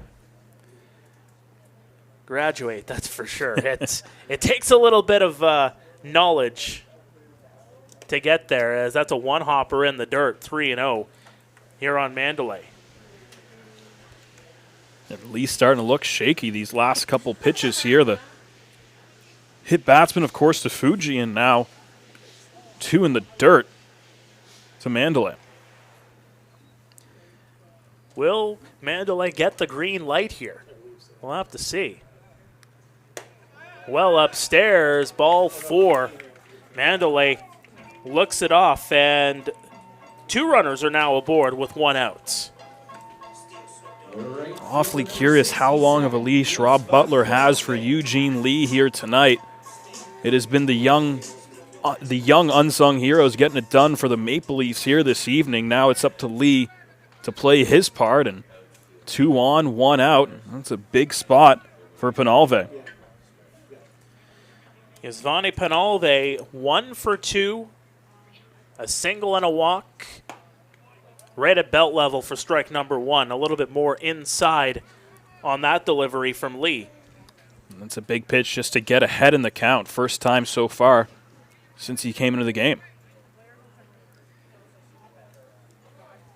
Gets the look, and I think Penalve is going to get just an extra moment here to get reset.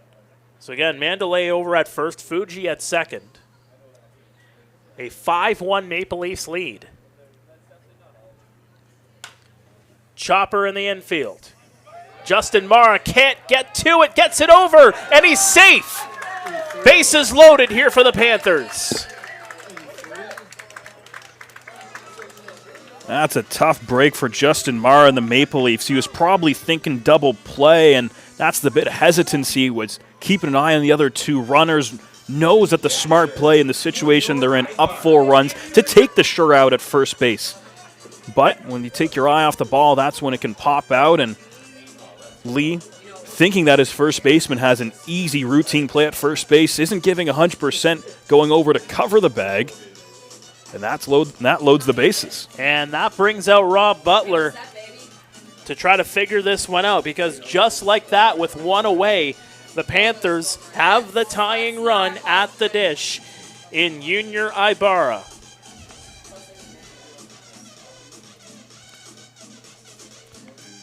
And that is going to do it for Eugene Lee. They're going to bring in a new pitcher here for the Maple Leafs. We'll introduce you to him in just a moment. Stay with us. This is Panthers TV. Maple Leafs up by 4.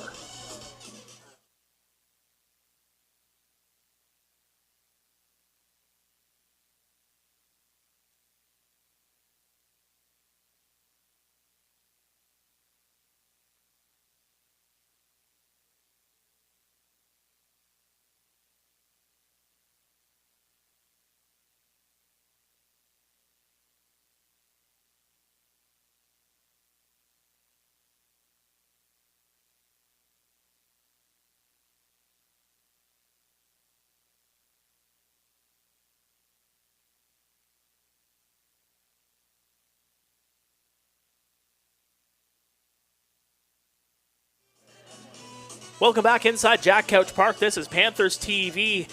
Well, if you need some outs, go to a guy that has 17 years of experience in the Intercounty Baseball League, the active leader in IBL career strikeouts, games pitched, and innings pitched. He's also the all-time wins leader for the Toronto Maple Leafs. Marek Deska comes into the ball game here for the Toronto Maple Leafs to try to get his team out of a jam. Yeah, and feels like some much-needed work for Deska after not having pitched for the last 11 days. Some rainouts factoring into that. His only outing of the season came back on May 18th when the Maple Leafs and Majors had that wild game at Christie Pitts. Pitched just the one inning, allowed 2 hits, the 1 earned run, didn't walk anyone, no strikeouts, and faced just 1 more than the minimum in that inning through 19 pitches, and only got 1 swing and miss. And he comes in one of the toughest spots for a pitcher. Bases loaded, there'll be 1 out. Of course, the only tougher spot is nobody out. Getting some warm-up pitches in, and Junior is known for some heroics of his own. You know, not only on the defensive side of the ball, but offensively too. He's had some game-winning hits in his IBL career. And he's got the stage set for him to try to do something big here under the lights on a Thursday night for the Kitchener Panthers. Sporting that bright red bat, Deska delivers right at the belt level for strike number 1. Deska's no slouch, as mentioned before. He's got quite the resume here for the Toronto Maple Leafs. Rookie year all the way back in 2006. He's been around here for a long time, folks. Swing and a miss for strike number 2. Deska starts the at-bat with a breaking ball over the heart of the plate and then gets Pare to chase up high. Let's see what he does after setting himself up nicely here. Can go a lot of different ways up 0-2. He'll get the read from Javier, who came across for the 5-1 lead. That one's going to miss way outside and upstairs for ball 1.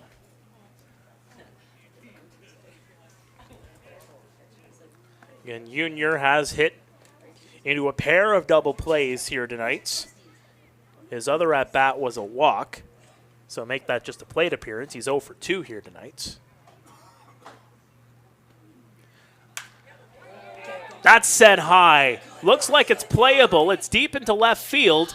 The catch is made. Throw back into the infield, and they will get 1 run across to make it 5-2.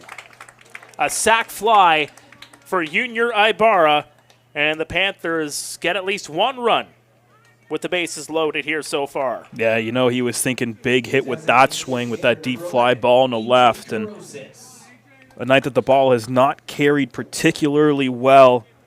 Just got underneath it. Still good enough to score a run, but now you got 2 out.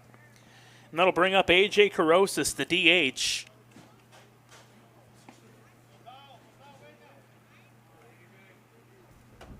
Working from the left side of the dish.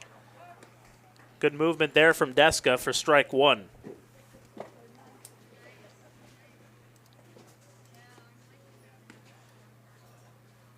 Deska would love to just focus on the batter here with 2 away and not worry about the base runners around him. Right at the edge for strike number 2. Bit of a 50-50 ball there, but all due respect, Nick Leffler's been calling that one a strike all night. That corner has been ringing him up every time, like you said, Mark, no doubt about it. He has been consistent with that zone. Deska getting set, the 0-2. Swing, and he got a piece of it. And stays alive by just a hair. Great hack by Carosis, that breaking ball. Breaking inside towards his knees and just gets a piece of it to try and get himself a better pitch. Deska in his stance, hunched over, gets an extra look. The delivery well outside, 1-2. Lots of instances you see an attempt at a double steal here, but not with 2 out, and that's where that sac fly becomes big. The Mississauga native gets set. And another foul ball there from AJ Carosis as he continues to battle with the 39-year-old. Deska will be 40 on August 24th. And of course, the Panthers getting the matchup they want here with the lefty at the dish. Mandalay on second, Penalve on first. Deska a couple of looks over. And that one misses upstairs. Another 50-50 ball that maybe Deska might have wanted, but again, just didn't miss by much there. Great take from Carosis, no doubt about it, after he missed on the last one just outside. And that'll be a punch out. Deska gets him. A strikeout to end the inning, and we're heading to the ninth. The Maple Leafs have a 3-run lead. Deska gets the Maple Leafs out of a jam, for the most part unscathed. The Panthers do get one. Stay with us. We'll have the ninth inning after this. This is Panthers TV.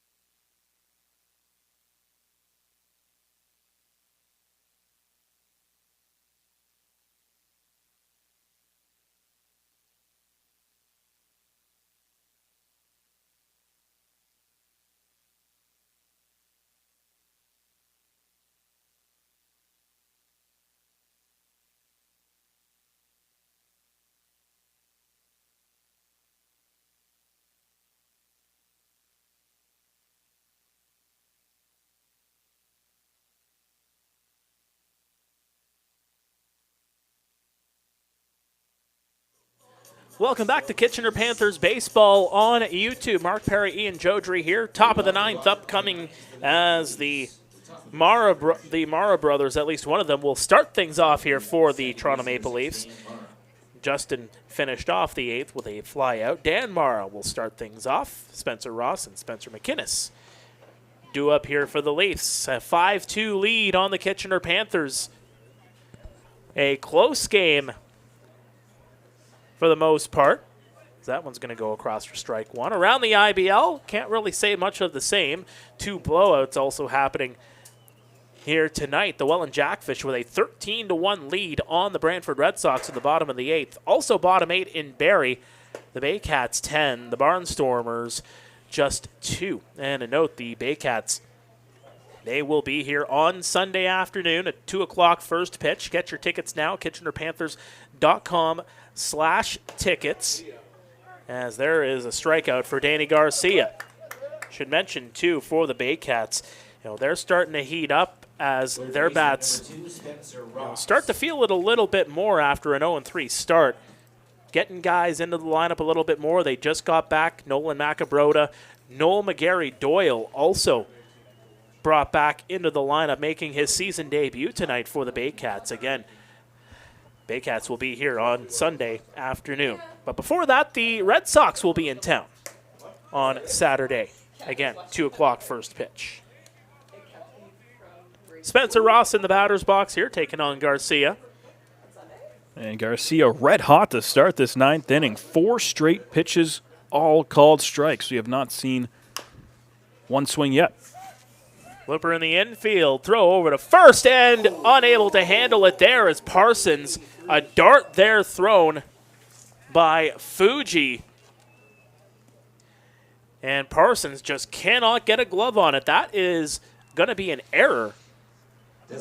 Yeah, Parsons just looked like he kind of got crossed up there, one of those in-between ones right around the belt, and tried to turn his glove over, which you'd usually see on a throw below the knees, and instead it just crossed him up and popped out of his mitt. A usual routine play for the first baseman.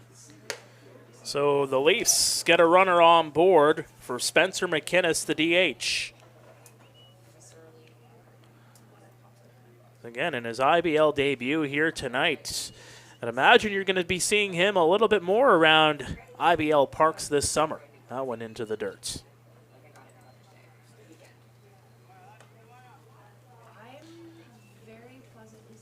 First at bat was his first hit. Reached on a fielder's choice back in the 7th and also got his first career stolen base. Garcia gets set. And that's going to be sent out of play. So again, Garcia comes into the ballgame taking over for Andy Vargas, who went 7 innings, gave up the 7 hits, the 5 runs for them earned, got 7 strikeouts in that outing as well, faced 29 batters and well above the century mark in terms of pitches. Yeah, up around 120 today for Vargas. Got a lot of production on the swing and missed 7 strikeouts overall, and statistically his best start of the season, but currently in line for the loss. McInnes with a 3-1 count.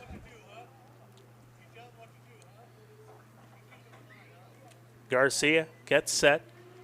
The delivery. Put into play. Into center field, and that's going to drop in front of Cabral. A blue base hit for Spencer McInnes. He's got a pair here tonight.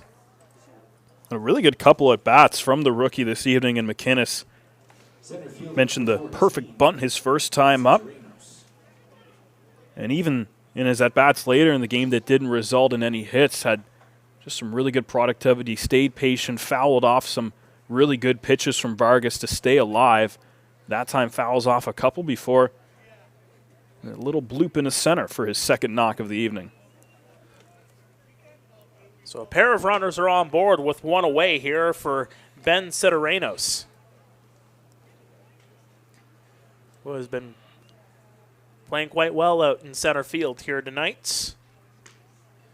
Another youngster on this squad, a call-up. The delivery, that one way across the plate. An 0-2 count. Yeah, that's that left to right movement you see on that sweeping breaking ball. Goes from one side of the strike zone to the other. Really difficult to hit. My apologies, folks. Sideranos, not a call-up. He is on the 28-man roster, and he will strike out 2 away here in the 9th. And that's more like the at-bats from Danny Garcia that we're used to seeing. Obviously came into this game without allowing a run on the season. Just the 1 hit coming in to this game tonight, and has been efficient in his 2 appearances. Now just 1 out away from getting out of the 9th in this jam. Should mention that the bottom of the 9th will see Cabral, Towers, and Lawson due up for the Panthers, barring any changes made by Pete Kiefer. And Danny Garcia would love to send the Panthers to the dish with just 3 runs to answer for. Not more than that. 1-0 count here on DeSantos, who has been probably the player of the game for the Maple Leafs, just in terms of the offense that he has produced. He has crossed the plate twice, including that 3-run home run in the 3rd. That has been, well, that is the difference maker when you look at the scoreboard right now. And the double that came around to score in that 8th inning for some insurance as the only 2 extra base hits of the game for either team. 2-1 count here on DeSantos.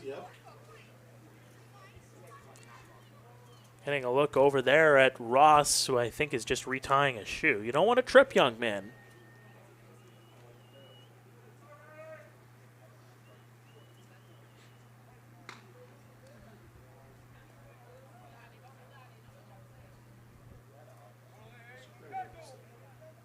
And Ross on second, McInnes on first, and Danny is just going to step off.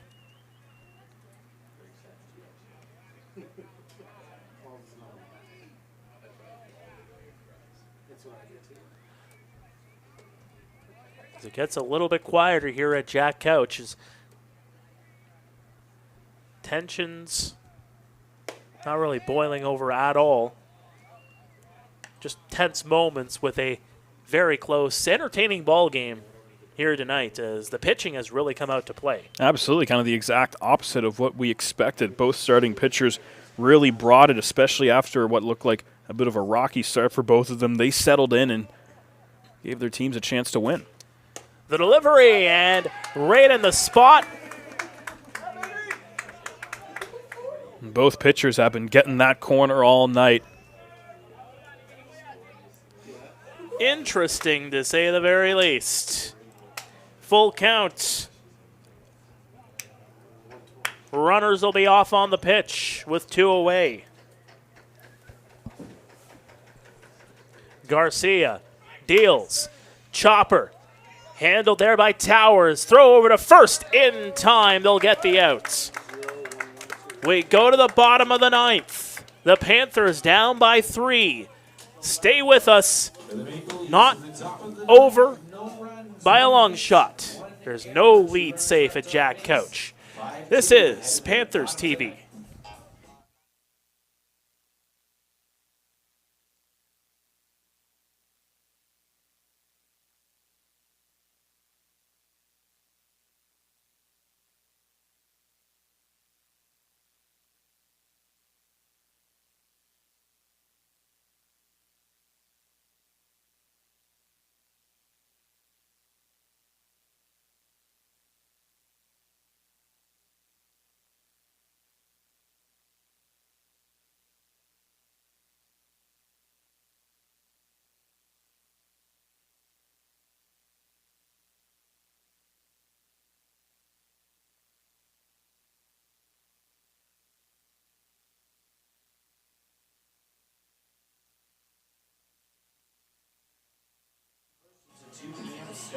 Welcome back to Panthers TV. Mark Pare, Ian Joudrey here in the booth, bottom of the 9th. And the Leafs will turn to the architect, their general manager, and their hard-throwing lefty, Dustin Richardson, to try to close this one out. And just like he was at the end of last season, lights out to start this year. 2 appearances already, 3 2/3 innings pitched.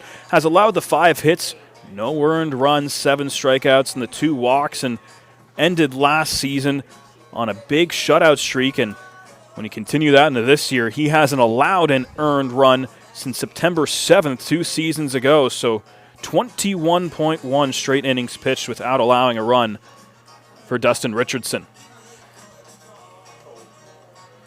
So again, Richardson, the former Boston Red Sox farmhand, made 29 relief appearance, in fact, for the Red Sox back in 2009 and 2010. Also spent some time in AAA with the Florida Marlins, the Atlanta Braves, the Angels, the Dodgers.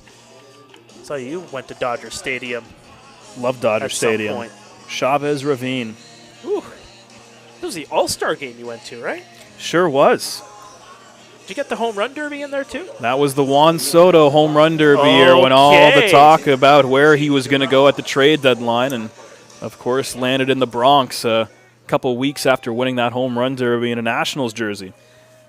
And since then, he has worn a couple more jerseys. As trying to square down the bunt is Jamie Cabral. An 0-1 count is, again, Dustin Richardson, the Newtown, Kansas native. 6th season officially in the IBL. Swing and a miss for Cabral, 0-2. And right out of the gate, Richardson just challenging Cabral with that fastball. Say, hey, I'll give you my best. Let's see if you can catch up. And Richardson wins that one. That's just that power, folks. Dustin brings a whole lot of it. Time is called here as Cabral will step out of the batter's box. Interesting to see if Pete Kiefer makes any changes in these last couple batters. Towers still on deck. Holds off on the swing, but Nope, one around. he did. All right. Looked like he checked at the first base umpire for just a moment, but Up next for Kitchener, second base number 7. that is a strikeout. Par of the course for the architect, Dustin Richardson. Yes, you can use it, fellow IBL broadcasters. And Efficient comes in, 3 pitches, blows him by him. 3 swings and misses. That'll bring up Charlie Towers. Outside. Well outside. And I mean, that's the name of the game for Dustin Richardson. He's going to pound the zone with fastballs. You got to get to one of them. You want to get the turnstile rolling, you got to get it started quickly on him before he gets into a roll. That's not going to help matters as he hits into the 6 or the 5-3 putout, and there's 2 away just like that. And it looked like Ross kind of tripped up at third base, but good recovery to make a strong throw to first and get that second out for Richardson. On that, we'll leave Trent Lawson as the last hope for the Kitchener Panthers here on a Thursday night.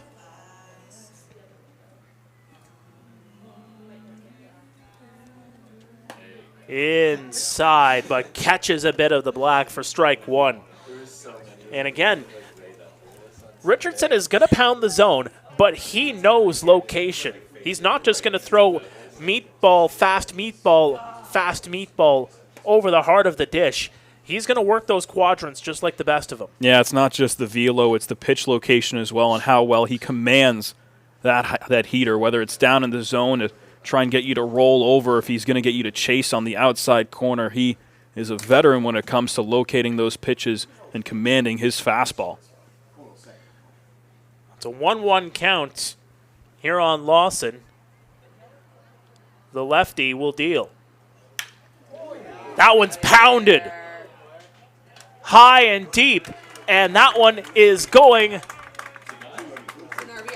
Ground rule double. to get out of play, but it hit the ground. Apologies, folks, we don't really see as well out there, and the sign kind of came late from the umpire, but that is a ground rule double for Trent Lawson. Up next, first baseman number 88. And the Panthers have a bit of life. Just their first extra base hit since Fuji went deep in the 8th inning on Sunday.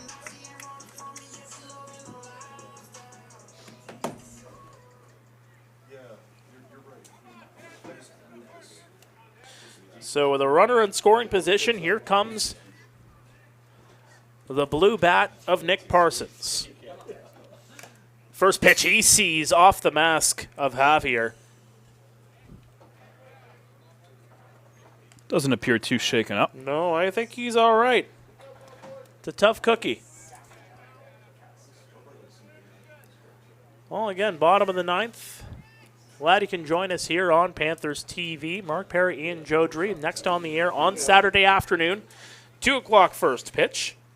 You're here for that one, aren't you? Sure will. Yeah, my schedule kind of got locked up because of the rain delay. I will actually be calling the game at Hastings Stadium in Guelph, as the London Majors will be in town there to take on the Royals. Double screen it, triple screen it. There's a whole lot of action this weekend. That one actually hit Parsons, and he will take a base. Mike Jarvis will actually join the booth and call the game with you on Saturday afternoon as the Panthers take on the Red Sox. Rare mistake there from Richardson. Tries to go with the breaking ball, which we haven't seen so far this evening. Tried to run it on the inner half of the plate and just runs it a bit too far inside and hits Parsons. Fuji watches that one go upstairs for ball 1. Fuji representing the tying run. Didn't think we'd get to this point with the way Richardson started this inning. Certainly not. Sent out of play. Evens the count at 1-1. It's also Fuji's first IBL at bat from the right side of the plate. Yeah, that's switch hitter. Oh, just playing the odds, right? Don't tell me the odds. Never tell me the odds. We like versatility here. We do. Well inside. 2-1 here on Fuji. You see Richardson really trying to pound that inside corner on the last couple hitters. Of course, hit Parsons with that breaking ball. That time tries to run the heat inside on Fuji, but he's able to lay off and get ahead in the count.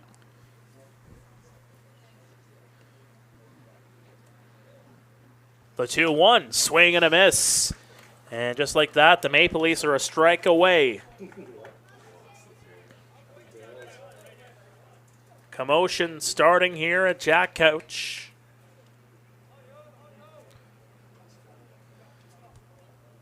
Richardson will look to get into his set. Runners on first and second. The 2-2. Put out of play yet again. Fuji stays alive. Good hack from Fuji. Richardson attacking that outside corner and able to just hack away and try and force him to make a mistake.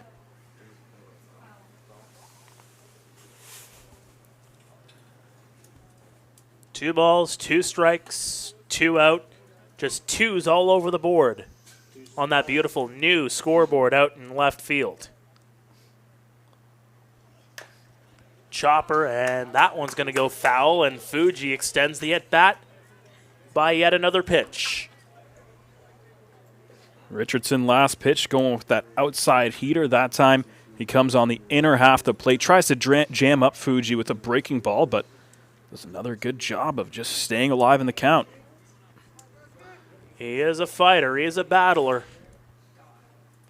Richardson delivers yet again. Swing and a miss. He got him. Richardson pounds the zone and gets the strikeout. The Maple Leafs get the victory by a score of 5-2. Richardson gets the first two outs, gets into a bit of trouble, but the Maple Leafs get out of it and get their second win of the season, improving to 2-3 on the year. The Kitchener Panthers drop to 2-3 on the season. Well, Ian, it's been one of those games where, again, it was a very close battle. The pitching was stellar. Obviously, Andy Vargas looked very good. Josh Barenbaum, though, was a major story in this ball game as well. Absolutely. I mean, coming in, a bit of a rocky start to the season for him in the small sample size we had, but he was lights out. Got hit a bit in the first inning, but got some help from his defense when he bar grounded into that double play and kept that pitch count low in 6 full innings, just the 71 pitches. Got that the strike count up there as well. 8 Ks with only 9 swings and misses in the game, and kept the runners off the base paths. Allowed his defense to do his thing, kept a clear mind, and overall was able to just dominate this game and pitch deep into a game, and in a game where the Panthers didn't really have an answer offensively for him. Well, and it was 3-0 for the vast majority of this ball game. That was that home run from Ryan DeSantos. They get a couple of insurance runs in the 8th, and I mean, those 2 insurance runs coming up absolutely huge, not only on the scoreboard, but maybe a bit of confidence for the Maple Leafs as well, giving them that bit of an extra cushion that they can work with as well. Absolutely. I mean, a huge difference taking a 3-0 lead versus a 5-0 lead, and they really use it, as you saw down the stretch when the Panthers were able to scratch across those last couple runs, and that's where you might think that Vargas is left in just a little too long. If you pulled him after the 7th, who knows what happens that 8th inning, but the first couple runners get on. They're inherited for Danny Garcia, and he was just put in a tough spot overall, but Vargas, like I said earlier in the game, ended up having statistically his best start of the season, but didn't get the run support that you need to be successful in the Intercounty Baseball League. Only 2 runs come across for the Panthers, that being Yosvani Penalve in the 7th, and then Yosuke Fuji in the 8th. But again, both of these teams will come out of Thursday night with a 2-3 record, and their season series now tied at 1 game apiece. Well, you'll be back here on Saturday. You and Mike Jarvis will have the call. The Kitchener Panthers taking on the Brantford Red Sox. I'm heading down the road in London. Maple Leafs fans, you'll see myself and Cam Sterling tomorrow night from Labatt Park in 24 hours, so I'll catch you then. But for Kitchener Panthers fans, we'll be back here on Saturday. I'll be back here on Sunday as well. He's Ian. I'm Mark, saying so long here from Jack Couch Park. We will see you next time on Panthers TV.